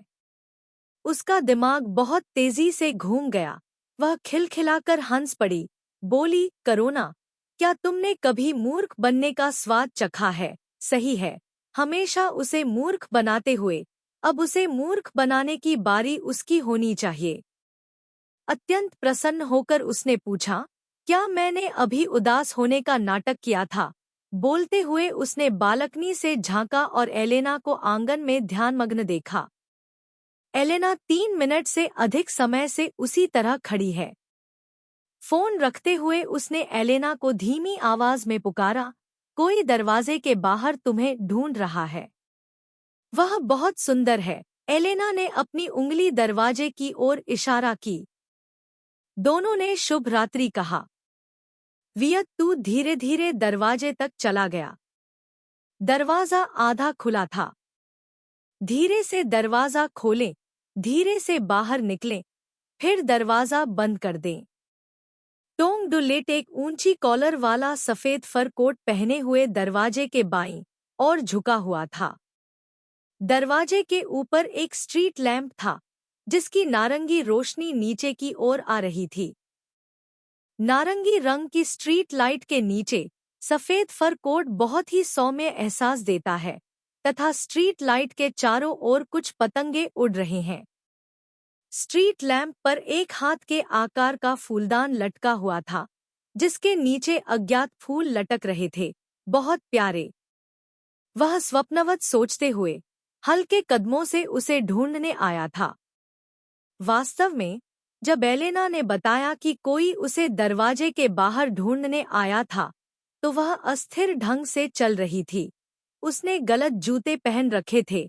उसे डर था कि गहरे रंग का लबादा उसे खराब दिखाएगा, और उसने एलेना का हल्के रंग का लबादा उधार ले लिया। सीढ़ियों से उतरते हुए उसे दरवाजे की तरफ जाना चाहिए था, लेकिन पता नहीं क्यों वह रसोई की तरफ चली गई। वह गलत नहीं थी। उसने जिस व्यक्ति की कल्पना की थी, वही उसे ढूंढने आया था। हल्के से बाईं ओर कदम बढ़ाएं। उस व्यक्ति के सामने खड़े होकर, मुझे नहीं पता क्यों, लेकिन मुझे कई अस्वस्थ छवियां याद आती हैं। मैं उस पर गुस्सा हूँ। लेकिन मेरा दिमाग उसके साथ अंतरंग होने की छवियों के बारे में सोचता है। वह चुपचाप दरवाजे के सहारे झुक गया, जिससे उसे थोड़ी घबराहट महसूस हुई। जिस तरह से उसने उसे देखा, उससे भी वह घबरा गई। उसे इतना शांत नहीं रहना चाहिए था। उसने गलत जूते भी पहने थे और गलत रास्ते पर चली गई थी। उस दिन उसने जो कहा था उसे याद करते हुए, वियत तो जाओ, चलो साथ में यात्रा करते हैं। खाली दिल। मैं उसकी आंखों में देखने की हिम्मत नहीं कर सकता। तुम मुझे ढूंढने आए हो? धीरे से पूछा। यह आवाज ऐसी लग रही थी जैसे किसी बच्चे ने कोई बहुत बड़ा पाप कर दिया हो। मेरे दादाजी ने मुझे तुम्हें घर ले जाने को कहा था, उसने कहा सो है। उसकी नज़र उसके सफ़ेद फर कोट पर पड़ी। यह फर कोट बहुत अच्छा लग रहा था। यह अस्पतालों में इस्तेमाल होने वाला सफ़ेद रंग नहीं था, बल्कि एक शुद्ध सफ़ेद रंग था जो जम गया था, पनीर जैसा दिख रहा था। यह वाकई बहुत अच्छा था। यह इतना अच्छा था कि वह अपना चेहरा उस पर चिपकाने, अपना चेहरा उसके फर कोट पर चिपकाने और कहने से खुद को रोक नहीं पाई, सोंग डूली, मुझे नहीं पता कि मेरे साथ क्या गलत है। वह नहीं हिला, वह भी नहीं हिली। उसकी कोहनी पर हल्के पीले रंग के विंडब्रेकर के बारे में सोचकर वह दुखी महसूस करती थी। तो उसने उसे बताया कि वह उसे यहाँ क्यों लाया, उसने उसके कपड़े क्यों पकड़े, वह उसके पास क्यों रहना चाहता था। वियत्तु के माध्यम से मुझे लगता है कि उन शब्दों को केवल दिल में ही रखना चाहिए। लेकिन उसने यह बात दुखी स्वर में कही।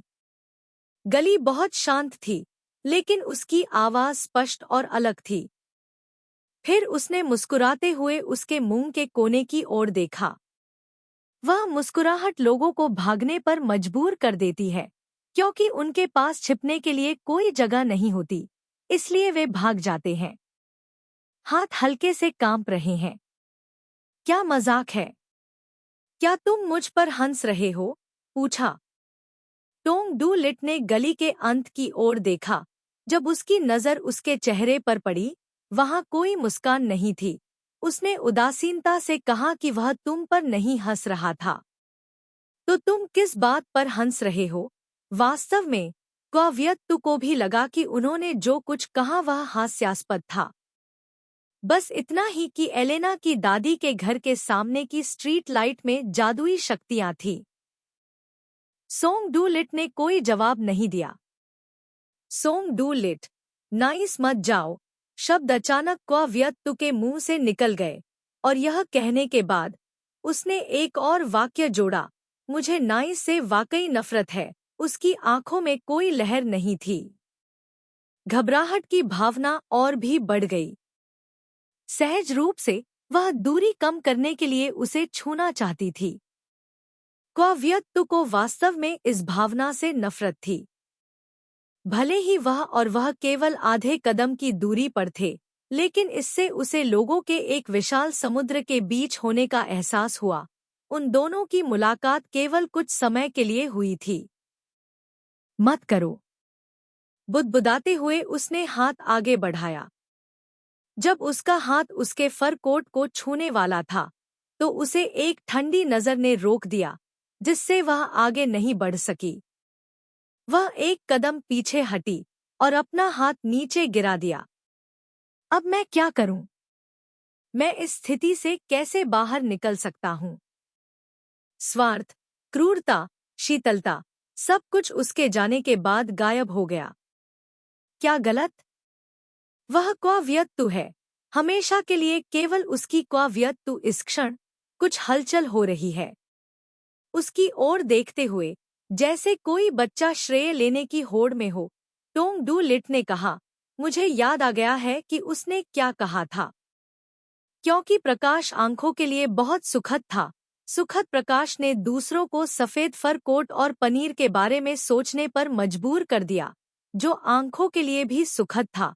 इसलिए उसने स्वचालित रूप से अपने व्यंग्यात्मक प्रश्न को नजरअंदाज कर दिया, मैंने आपको क्या बताया? तुमने मुझे दूसरों के सामने अपने हाथों को अपने कूल्हों पर न रखने को कहा था। मैं हकलाते हुए बोली, मैं डीन के सामने अपने हाथों को अपने कूल्हों पर नहीं रखती। यह कहने के बाद उसने उम्मीद भरी निगाहों से उसकी ओर देखा। उसने एक और शब्द नहीं कहा और फिर से सड़क के अंत की ओर देखा, जैसे कि वह उसकी बात सुनना नहीं चाहता था। दिल में थोड़ी जल्दबाजी है, नहीं, बहुत जल्दबाजी करनी चाहिए। यह भी नहीं पता कि क्या करना चाहिए अच्छा है। दिल अभी भी धड़क रहा है। पंक्ति के अंत में कदमों की आवाज आई। पच्चनों का अनुसरण करते हुए क्वाव्यक्तु ने त्रुओंग थुआन तिन्ह को देखा। पता चला कि न केवल टोंग डू लिट उसे लेने आया था, बल्कि त्रुओंग थुआन तिन्ह भी था। त्रुओंग थुआन तिन्ह बस फोन उठाने गया था। क्वाव्यक्तु ने खुद को बहुत भाग्यशाली महसूस किया। उसने ये शब्द नहीं कहे थे, टोंग डू लिट, मुझे बताओ, मुझे ऐसा क्या करना होगा जिससे तुम मुझे नोटिस करो। उसने अपना चेहरा रगड़ा। टोंग डू लिट को देखते ही उसका दिल शांत हो गया। मैंने राहत की सांस ली। पता चला कि स्वार्थी क्वाव्यक्तु अभी भी यही है। तीनों खेत पर लौट आए। नहाने के बाद क्वाव्यक्तु चुपके से रसोई में भाग गई। उसने रात के खाने में ज्यादा कुछ नहीं खाया। जब उसके दादा ध्यान नहीं दे रहे थे, तो उसने अपने बगल में बैठे व्यक्ति के टेबलवेयर को बदल दिया। दूसरे व्यक्ति के हैरान चेहरे को याद करते हुए जब उसने प्लेट में खाना भरा हुआ देखा, तो क्वाव्यक्तु को फिर से हंसने का मन हुआ। उसने कुछ मिठाइयाँ निकाली और जब वह रसोई से बाहर निकली, तो क्वाव्यक्तु का फोन बज उठा। यह एलेना का फोन है। रसोई घर जैतून के बगीचे से सटा हुआ है। मेरे दादाजी का जन्मदिन जैतून के बगीचे में मनाया गया था। एक जैतून के पेड़ को सुंदर नील लाइटों से सजाया गया था। जैतून के पेड़ के सहारे झुककर क्वाव्यक्तु ने एलेना के साथ बातचीत करते हुए मिठाई खाई। एलेना से पूछो कि उसने उसे इतनी देर से क्यों बुलाया। मैं सो नहीं सकता, एलेना ने ऐसा कहा। नींद नहीं आ रही? उठी हुई भौहें। निश्चित रूप से दिखावा करने के बाद विषय उस खूबसूरत आदमी पर आ गया जो आज रात उसे लेने आया था। क्या वह तुम्हारा प्रेमी है? उसने अपना माथा थाम लिया। नहीं। प्रेमी? बहुत ज्यादा। नहीं। तो फिर वह कौन है? आंखें दादाजी के कमरे की खिड़की पर उठीं। रोशनी अभी भी जल रही थी। आवाज साफ थी। वह उसका चचेरा भाई था। फोन के दूसरी तरफ से जयकार की आवाज आई। एलेना एक नासमझ लड़की थी लेकिन बहुत उत्साही थी। सोंग डू लिट उसके लिए उपयुक्त नहीं था, लेकिन डीन बहुत अच्छा था। वह जोहान्सबर्ग से लंदन की एक लड़की को वापस लाया था। सच बताओ, क्या मतलब है तुम्हारा? वह आपके दादाजी की जन्मदिन की पार्टी में शामिल होने के लिए एक लंदन की लड़की को वापस लाया। फिर वह इस लंदन की लड़की के साथ उसकी माँ की जन्मदिन की पार्टी में शामिल होने के लिए नीस जाएगा। क्या यह काफी स्पष्ट है? एलेना ने आह भरी। तो मेरे पास कोई मौका नहीं है। सुनो, एक वयस्क की जन्मदिन की पार्टी में शामिल होने के लिए एक पुरुष और एक महिला के बीच का रिश्ता बाहरी लोगों की नज़र में पहले से ही बहुत स्पष्ट है। वह कैसा साथी है? क्वाव्यक्तु अपने दिल में ठंडी हंसी हंसा। एक आह के बाद एलेना ने फोन रख दिया। क्वाव्यक्तु अभी भी अनुपस्थित मन से फोन पकड़े हुए था। अचानक कदमों की आवाज गूंजी, जिससे मिठाई पकड़े हुए दूसरा हाथ लगभग जमीन पर गिर गया। वह जोर से चिल्लाया, यह कौन है? Deep in the olive grove, a tall figure walked through the neon lights, coming towards her. How could she not know who it was? Finding a sweet fruit to put in her mouth, she lowered her eyes, chewing while listening to the footsteps. Even though the footsteps were not heavy, but in such a quiet night, it was very difficult not to hear. The footsteps were so clear. Then what she had just said to Elena. How unlucky! Lowering her head, Her voice was neither loud nor soft. Song Do Lie. The girl who opened the door for you is called Elena. She said she wanted to get to know you. The footsteps had no intention of stopping. Continuing to say, I think Elena is very good. The footsteps went far away. She was embarrassing herself. Just now on the phone, Elena did say that. She was just repeating it on Elena's behalf. I think Elena is very good. This sentence was said as a cousin. Song Do Lie's footsteps and figure could no longer be heard. Through UAXIU, she continued to eat. मीठा, इस बार उसने सबसे मीठा मक्खन चुना. हवा बह रही थी. हवा में निकोटीन की हल्की गंध थी. निकोटीन की गंध ने एक पल के लिए क्वाव्यक्ति को विचलित कर दिया. कमरे में वापस लौटते हुए गर्म दूध पिया, खिंचाव किया, गद्दे पर लेट गया, बस आंखें बंद कीं. सुना, क्वाव्यक्ति, मैंने अभी तक अपने दांत ब्रश नहीं किए हैं, बेवकूफ. इस समय वह बस सोना चाहती थी और अपने दांत ब्रश नहीं करना चाहती थी. इसलिए उसने उससे झूठ बोला कि उसने पहले ही अपने दांत ब्रश कर लिए हैं. बिगड़ैल अभिनय करो और कहो कि तुमने अपने दांत साफ कर लिए. जब मैं काम कर रहा था तब तुमने अपने दांत साफ कर लिए. उसने कोई उत्तर नहीं दिया, बस उसकी ओर देखता रहा. ऐसा नहीं है कि वह अपने दांत ब्रश नहीं करना चाहती थी. बात बस इतनी थी कि शौचालय बहुत दूर था. उसने गिनती की और उसे यकीन था कि यह 25 कदम से कम नहीं होगा.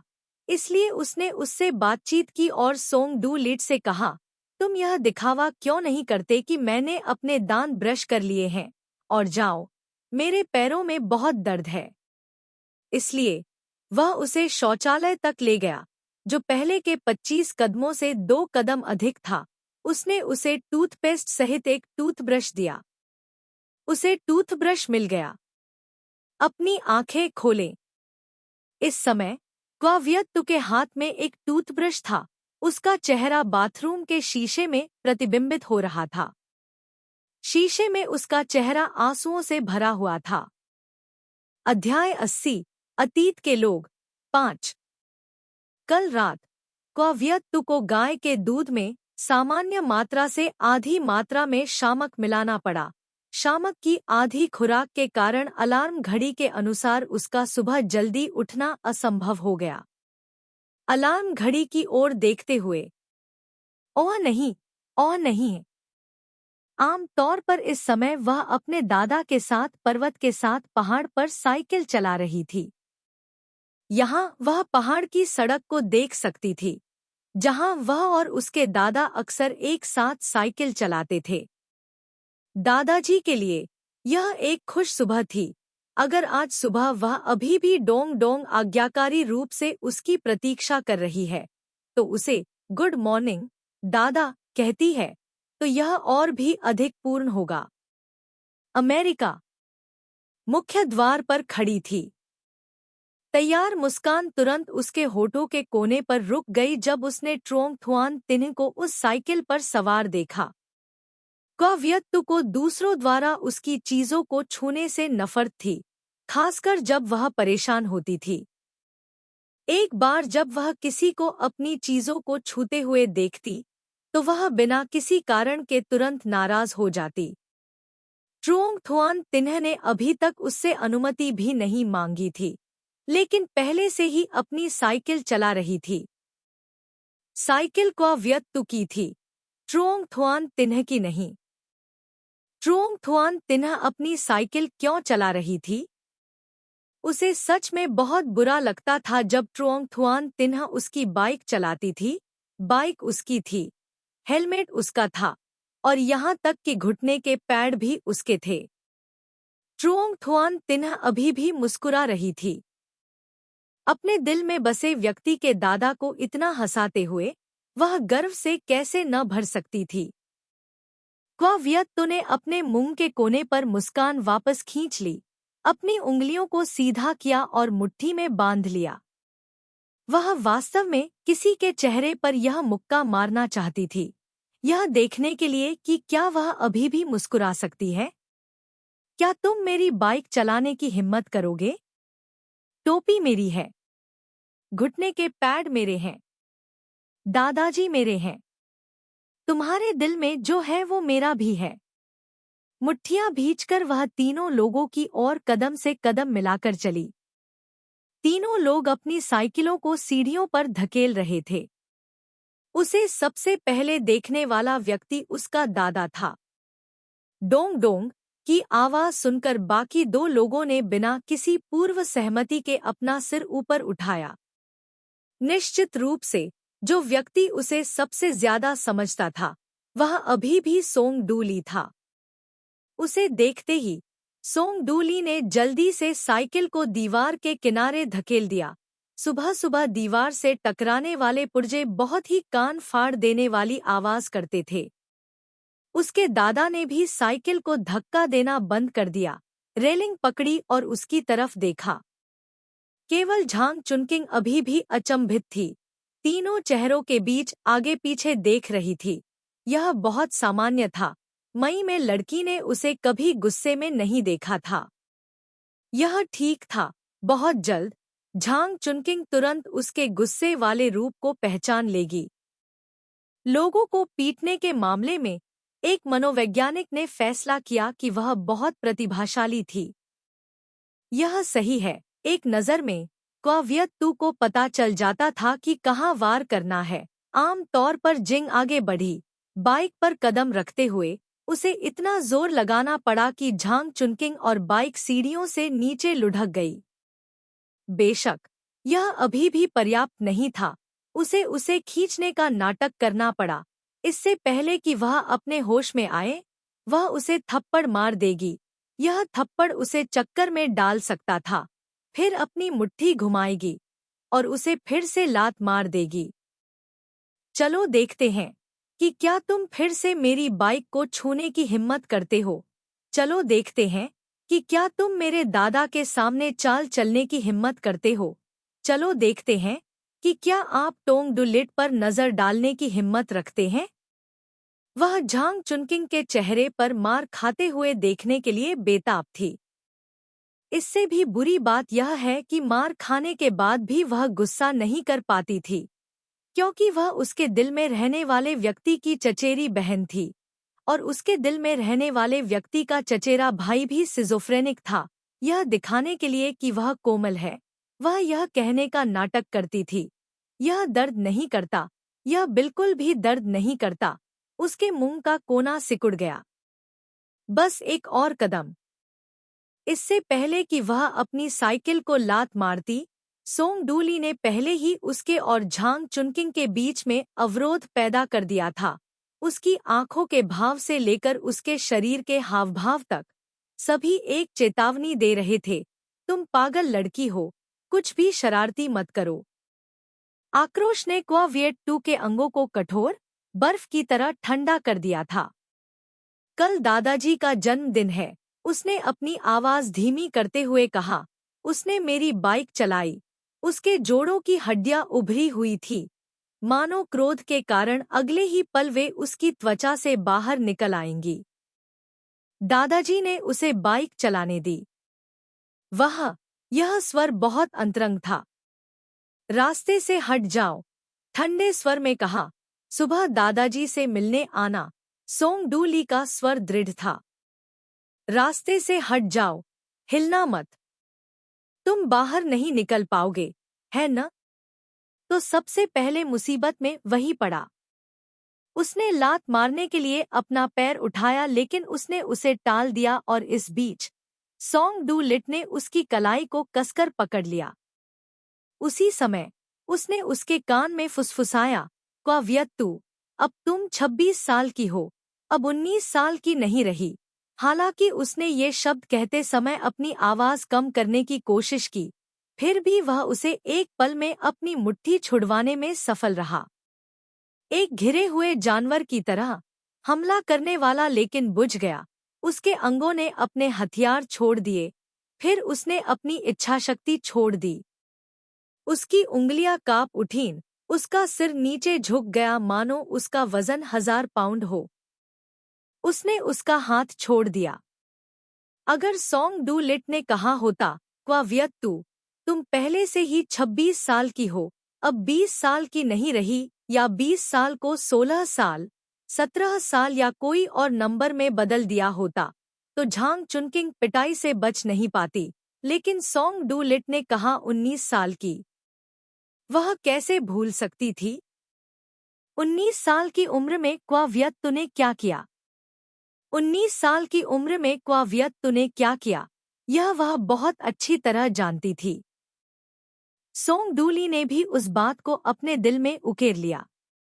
अपनी कलाई को रगड़ते हुए, फिर से अपना सिर उठाते हुए, अपने मुंह के कोने पर एक मुस्कान लटकाते हुए, वह सोंग डूली के इर्दगिर्द अपने दादा के पास गया।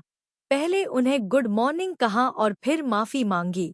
देर से सोने के लिए माफी मांगी। जाहिर है इस समय बूढ़ा आदमी अपने दिल में भारी पत्थर को नीचे रखने के लिए निश्चिंत हो सकता था। उसके बालों को प्यार से सहलाते हुए मेरी डोंग डोंग ने चीजों को समझना शुरू कर दिया है। ऐसा क्या है जो उसे समझ में नहीं आता है? उसका हालिया प्रदर्शन आम लोगों की तुलना में और भी सामान्य है। दादा को बधाई देने के बाद झांग चुनकिंग की बारी थी। मुस्कुराते हुए गुड मॉर्निंग यूजियू के माध्यम से अपने कमरे में लौटने के बाद उसके जूते ठंड में ढके हुए थे। नाश्ते तक अभी भी कुछ समय था। वह पहनने के लिए सूखे जूते की एक जोड़ी बदल सकती थी। सीढ़ियों पर चलना असामान्य नहीं था। दरवाजा खोलने की गति बहुत अच्छी थी। दरवाजा बंद करना। उसके कदम घबराने लगे। उसके हाथ दवा की तलाश में हर जगह टटोलने लगे। दवा कहाँ थी? उसने आखिरकार दवा कहाँ रखी? क्या इस समय वह साधारण दवा की बोतल भी, जिसे वह हमेशा नीची नजर से देखती थी, उसे ऐसा महसूस करा रही है कि उसे धमकाना आसान है? दवा दराज में नहीं है। वह उसके बैग में नहीं है। अरे, दवा कहाँ है? इससे पहले कि उसकी आंखें असहनीय रूप से धुंधली हो गईं, वह झपकी लेती थी। एक आंसू जल्दी से उसकी आंखों के सॉकेट से गिर गया। इससे पहले कि उसकी आंखें साफ हो गईं, दवा को बेडसाइड टेबल पर रखा गया था। यह बुरा होगा। दरवाजे ने उसे याद दिलाया, यह नाश्ते का समय था। आज क्वा व्यक्तु को बहुत काम करना था। उसने बहुत जल्दी दूध पी लिया। दूध का गिलास खाली हो गया। उसने हाथ में टोस्ट का टुकड़ा पकड़ा। उसने 3 निवाले में उसे खत्म कर दिया। उसने केक का एक और टुकड़ा लिया। केक का टुकड़ा उसके मुंह में ठूंसने ही वाला था कि डोंग डोंग की आवाज से उसके हाथ में रखा केक का टुकड़ा नीचे गिर गया। यह भयानक था। उसने बूढ़े आदमी की तरफ देखा। क्या हुआ? कोई भी मुझसे प्रतिस्पर्धा नहीं कर सकता। हालांकि बूढ़े आदमी ने ऐसा कहा, लेकिन उसका लहजा और अभिव्यक्ति अभी भी खुश लग रही थी। यह खुशी इस तथ्य से आई थी कि उसका डोंग डोंग पेटों का राजा था, लेकिन बूढ़े आदमी के साथ नाश्ता करने वाले लोग भी उसके दोस्त थे और उसका पोता जो प्यारा बच्चा लेकर आया था, इसलिए उसे बाहरी लोगों के सामने थोड़ा और संयमित होना चाहिए। चीनी इंटरनेट शब्द, जिसका अर्थ है बहुत बड़ी भूख होना। वास्तव में वह थोड़ी असभ्य थी। उसकी आंखें खाने की मेज के चारों ओर घूम गईं। नीचे से दूसरे स्थान पर बैठा व्यक्ति झांग चुनकिंग था। इस समय उसने झांग चुनकिंग को एक सुखद नजर से देखा, क्योंकि उसे उसकी आंखें पसंद थी। वह उसे देखकर मुस्कुराई। अंत में बैठा व्यक्ति सोंग डूली था। सोंग डूली के चेहरे को एलेना ने सुंदरता जो मानवता से संबंधित नहीं है के रूप में वर्णित किया था। यह चेहरा दक्षिणी फ्रांस के ग्रामीण इलाकों में स्थापित किया गया था। यह और भी अधिक उज्ज्वल था। सुंदरता जो मानवता से संबंधित नहीं है की तरह। तो इस क्षण में यह चेहरा उसकी आंखों के लिए बहुत ही अप्रिय था। थोक सुपरमार्केट शहर के पास खरीदारी करने के लिए कुछ दिनों पहले उन्होंने एक साथ शहर जाने के लिए एक नियुक्ति की थी। उसने उसके लिए एक उपहार खरीदने के लिए इस अवसर को लेने की योजना बनाई और आसानी से जन्मदिन की पार्टी के लिए कुछ आपूर्ति खरीदने के लिए कहा कि यह उल्लेखनीय रूप से एक सज्जन व्यक्ति की तरह है। जब वह अच्छी तरह से तैयार हो गया तो वह हाँ ट्राई चोंग और थोड़ी देर के लिए फुसफुसाए। श्री जिया झिझांग ने चुपके से डीन को देखा और उसका मूल्यांकन किया, जैसे कि यह मूल्यांकन कर रहे हों कि क्या इस बिगड़ैल में उनके पोते के साथ भागने की क्षमता है। न केवल उनके दादा डीन को देख रहे थे, बल्कि उनके चचेरे भाई भी डीन को देख रहे थे। दो जोड़ी आंखें लगातार स्कैन कर रही थी, जिससे डीन को समझ में नहीं आ रहा था कि क्या करना है। उसकी आंखें उसे संकेत दे रही थी। दादाजी, उसने अपने पैर पटकते हुए कहा। वह श्री डीन का पोता है, जिसने वह नाइट क्लब खोला था। कई बार वह अपने दादा के साथ चीजें खरीदने के लिए नाइट क्लब गई थी। हर बार जब वह जाती थी, तो बूढ़ा डीन व्यक्तिगत रूप से उसका स्वागत करने के लिए बाहर आता था। थोड़ी देर की विनती के बाद उसके दादा उसे जाने देने के लिए सहमत हो गए, लेकिन उसके चचेरे भाई ने कहा, घर के सबसे मजबूत नौकर को उसके पीछे आने दो। फिर मैं अब और नहीं जाऊंगा, एक भौं के साथ उसने ठंडे स्वर में कहा। शब्द सोंग डुलाई को सुनने के लिए थे, लेकिन उसकी आंखें जियाजी झांग को देख रही थी। अर्थ बहुत स्पष्ट था, दादाजी, यदि आप उसे जाने नहीं देंगे, तो अगली चीज जो आप देखेंगे वह आपकी पोती का सूजा हुआ चेहरा है। 5 मिनट बाद क्वाव्यक्तु सफलतापूर्वक डीन की कार में बैठ गई। जब डीन कार स्टार्ट कर रहा था, हाउसकीपर ने उसे एक बैग दिया। यह एक कपड़े का थैला था, और जैसे ही उसने कपड़े के थैले को छुआ, उसने देखा कि बैग में एक बंदूक छिपी हुई थी। कितना मजेदार है! यह बंदूक सोंग डुलाई की उत्कृष्ट कृति के 8 या 9 हिस्से थे। बंदूक देने वाला व्यक्ति कुछ ही दूरी पर खड़ा था।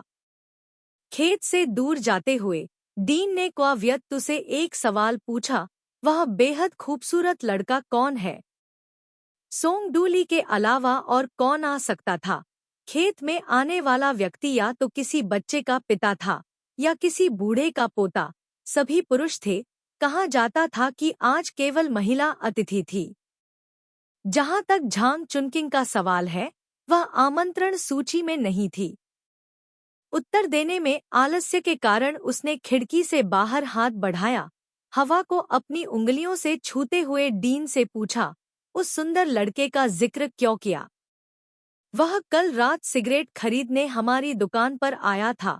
सहज रूप से क्वाव्यक्तु ने भौहें सिकोड़ी। अपनी याददाश्त के अनुसार उसे याद आया कि कल जैतून के बाग से निकोटीन की गंध आ रही थी। ऐसा लग रहा था कि निकोटीन की गंध भारी धूम्रपान करने वाले की नौकरानी से नहीं, बल्कि सोंग डूली से आ रही थी। उसने अपना हाथ वापस खींच लिया और थोड़ी देर बाद उसने फिर से कार की खिड़की से बाहर हाथ बढ़ाया। देहात में गाड़ी चलाने का सबसे अच्छा तरीका था आराम से खिड़की से बाहर हाथ निकालना, खेतों से आने वाली हवा को अपने साथ सहलाना।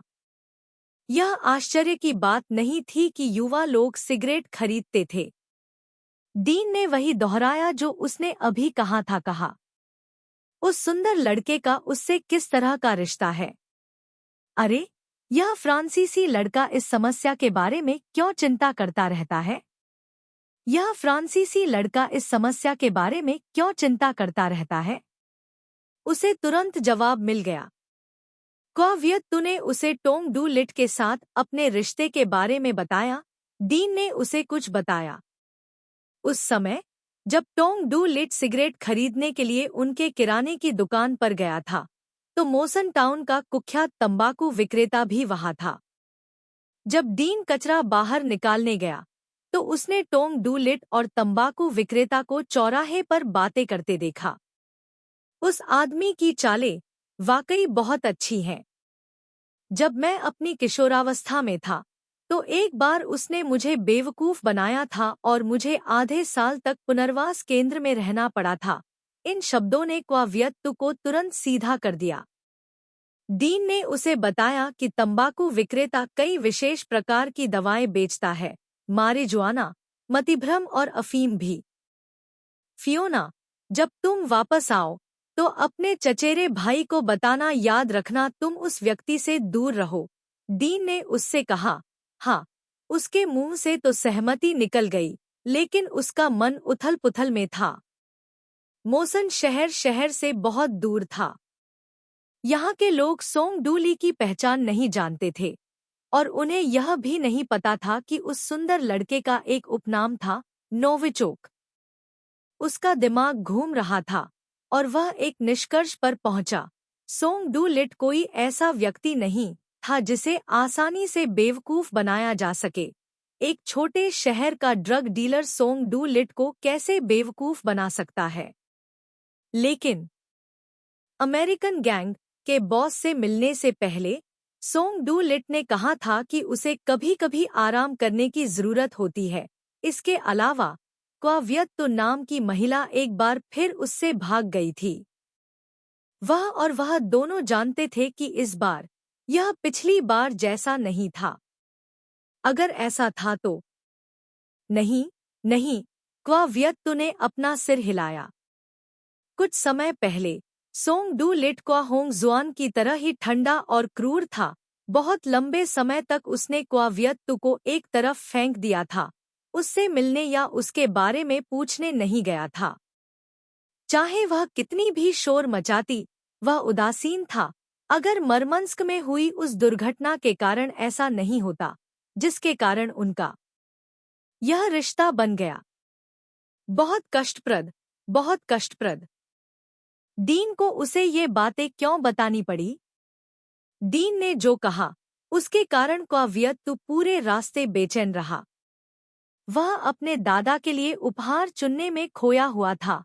खरीदारी की सूची पहले से ही सूचीबद्ध थी, लेकिन उसमें से केवल आधी ही खरीदी गई थी।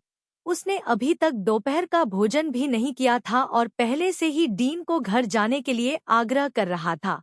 घर के रास्ते में भी वह डीन को तेज गाड़ी चलाने के लिए आग्रह कर रहा था। अंत में कार उसके दादा के खेत के गेट के बाहर खड़ी थी। जब उसने सीट बेल्ट खोली तो जितना वह उसे खोलता उतनी ही गड़बड़ होती। सीट बेल्ट तुरंत फंस जाती, जिसे खोला नहीं जा सकता था। यह एक पुरानी कार थी। सीट बेल्ट भी पुराने स्टाइल में डिजाइन की गई थी। एक बार इसे गलत तरीके से खोलने पर यह आसानी से एक मृत गांठ बन जाती। अगर यह मृत गांठ बन जाती तो उसे क्या करना चाहिए? डीन ने कहा कि इसके दो उपाय हैं। एक तो सीट बेल्ट काटना, दूसरा ताला बनाने वाले की तरह सही स्प्रिंग डिवाइस ढूंढना। उसे एक बार दबाना और काम हो गया। डीन ने कहा कि अगर उसने सीट बेल्ट काट दी तो घर पहुंचने पर उसे जरूर बड़बड़ाहट सुनाई देगी। बड़बड़ाहट तो ठीक है, उसे डर है कि उसके पिता सीट बेल्ट खोने के शुल्क से पिज्जा बेचने के पैसे काट लेंगे। मैं एक दिन में ज्यादा से ज्यादा 5 पिज्जा ही बेच पाता हूँ। इस महीने मैंने 30 रिज्यूमे भेजे लेकिन मुझे एक भी इंटरव्यू कॉल नहीं आया। डीन ने यह भी कहा कि ठीक है, यह थोड़ा दुखी लगता है। कार में यूरो पर्याप्त है? आप यह क्यों पूछ रहे हैं? क्या 500 यूरो सीट बेल्ट पर्याप्त है? नहीं, यह पर्याप्त नहीं। 1000 यूरो होने चाहिए। विंडशील्ड के सामने एक व्यक्ति खड़ा था। कार के सामने वाले व्यक्ति को स्पष्ट रूप से देखकर जैसे कि उसे बिजली का झटका लगा हो, क्वाव्यक्ति ने डीन को धक्का देकर दूर कर दिया।